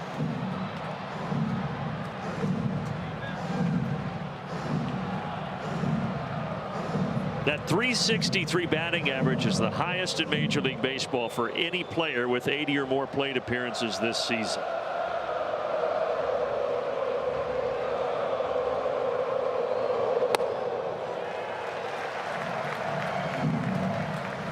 Everything is pretty much moving that you get from Phil Maton. There is no four-seam straight fastball. You see the cutter, the curveball, we've seen the sweeper. The fastball that he has is a two-seamer, but he just doesn't throw it very much. 1-1. They got him out in front on the curveball.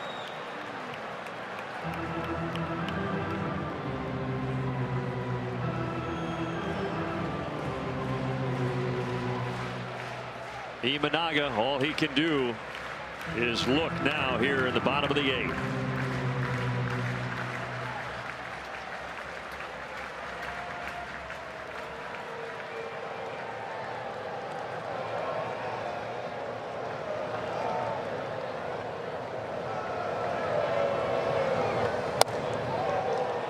Cutter misses.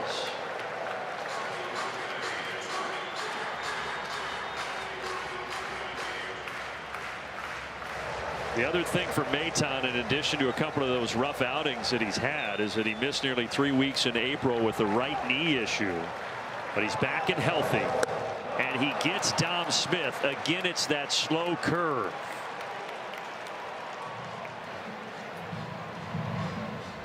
And it's good location, too, right? This ball is going to be a ball the entire way. It comes back, it catches the corner. Dom's got to go after it with 2 strikes, but that's a good pitch. And another pinch hitter. As the fans, it's that time where it's sweaty palms here at the ballpark. Mike Yastrzemski is going to come to the plate and hit for Azokar. Yaz had a great night last night. His first homer of the season, also an RBI single. He drove in 3. And he had a good look at Phil Maton and how he treats lefties and what he did there to Dom Smith. Everything, again, breaking. Sweeper, cutter, and a couple of curveballs.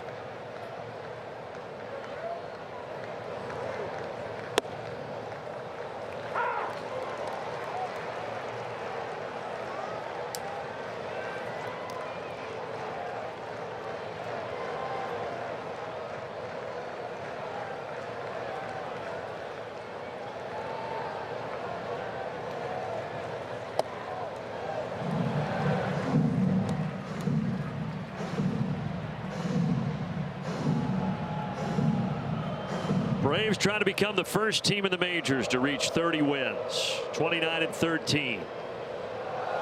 Looking to take the lead here in the 8th. Yastrzemski, right center. That ball is down. Harris is home. Here comes Kim. He is out, but the Braves grab the lead. What a 2-game stretch for Mike Yastrzemski.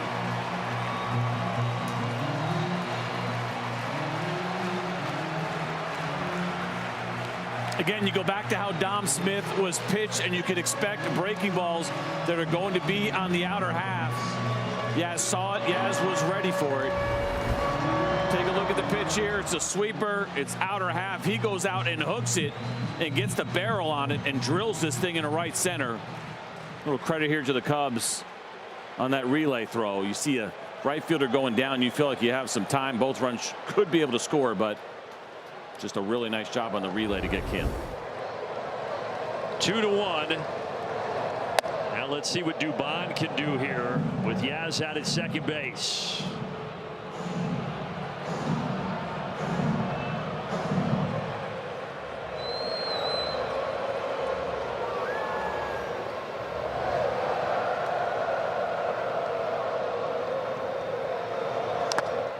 And remember, for Yastrzemski folks, yesterday he was pinch hit for in the 6th. So in this series, an RBI single, a 2-run homer, and now that RBI double. And all 3 have been huge for the Braves.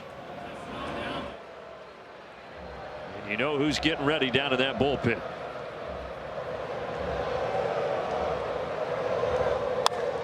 Dubon, deep to left. See you later.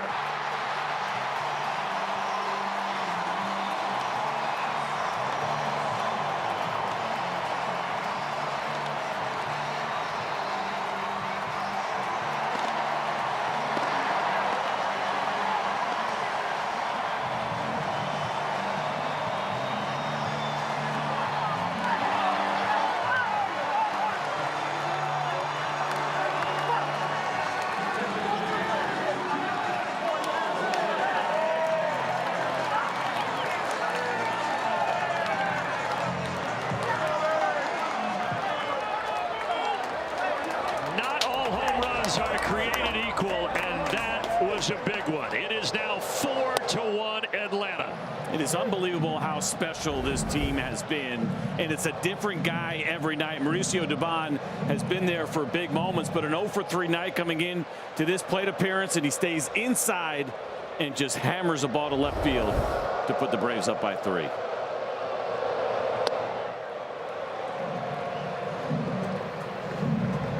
As they continue to erect that Dubon statue outside of Truist Park. You gonna ask me about my rally button? Oh, we got to show this. I missed it. So earlier, J.R. Ritchie, we noticed that he missed the second button on his jersey. CJ has unbuttoned the second button on his polo. Of course, we never wear the top Right. button. So I said, you know what? We need some magic here. So before the inning started, I went top button, unbuttoned the second one. Solidarity. I'm choking here a little bit, but it seems to have worked. We're in this together. Baldwin with a pretty good swing, but Happ is there. 3 runs in the bottom of the 8th, and the Braves are 3 outs from win number 3-0. So fun to watch here. Mauricio Dubon again. You felt good with the run, 1 run. How about a couple of more? Doobie does it again.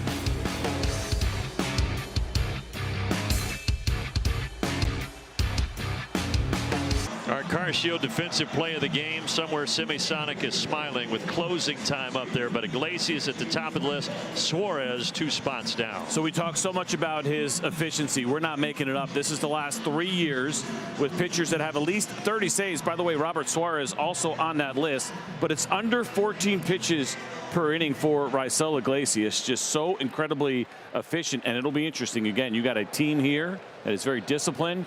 You know Iggy's going to go right at them. 6, 7, 8 in the order, starting with Michael Busch.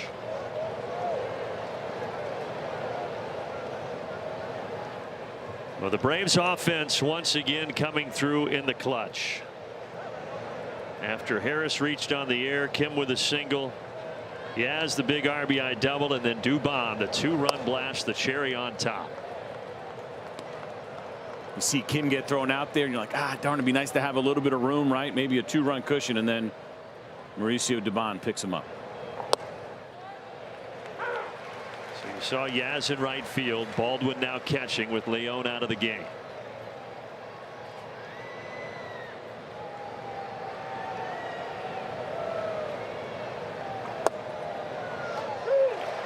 Challenge. That one's going to be a ball. The batter is challenging the strike call.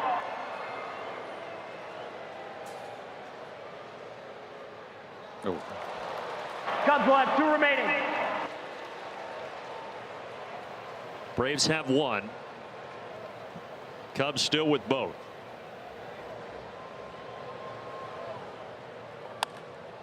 This one is going to go foul, and the count is full at 3-2. All the way to the wall and nearly a stumble out there, but he stayed upright. He The stayed sniper upright. in the stands almost got him. And back to the stool.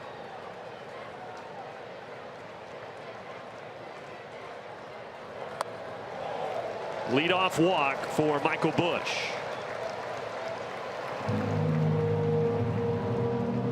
Some work to be done, but if Iglesias can get 3 outs here, tomorrow to be Chris Sale going for the sweep. He is our strong arm, brought to you by John Foy and Associates. He's been so incredible. There have been times where we've seen it lined up where Chris Sale will get that first start of a series, have the opportunity to kind of set the tone.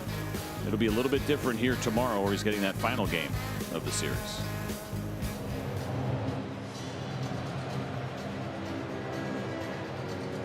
Drake Baldwin going out there, talking with Iglesias. And the Cubs are going to use Michael Conforto off the bench. He's going to hit here for Carson Kelly. There really is not a platoon advantage when you're facing Raisel Iglesias. A lot of that has to do with his great changeup, but lefty's just at 143, the righty's at 158 when you look at the batting averages against.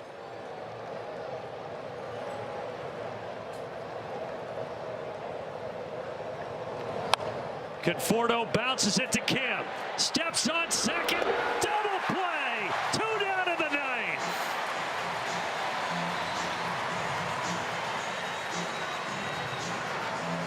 The equalizer is that changeup from Raisel Iglesias, and a first pitch changeup looked like it might have been off the end of the bat. Kim does it perfectly for that easy 6-3 double play. And I don't know what Drake Baldwin said to Iglesias, but he appreciated the mound visit. That was all Drake Baldwin in the scouting report right there. This should do it. The Atlanta Braves are the first team in Major League Baseball to 30 wins.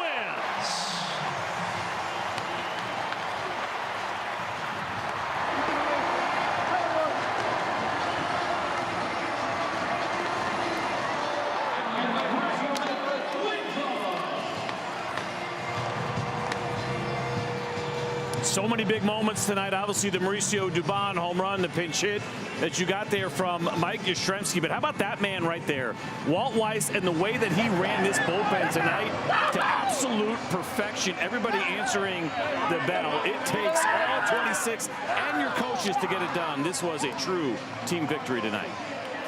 6 pitchers holding the Cubs in this good offense to just 1 run after they had just 1 hit yesterday. And the Braves are 30-13. We'll be back in a moment.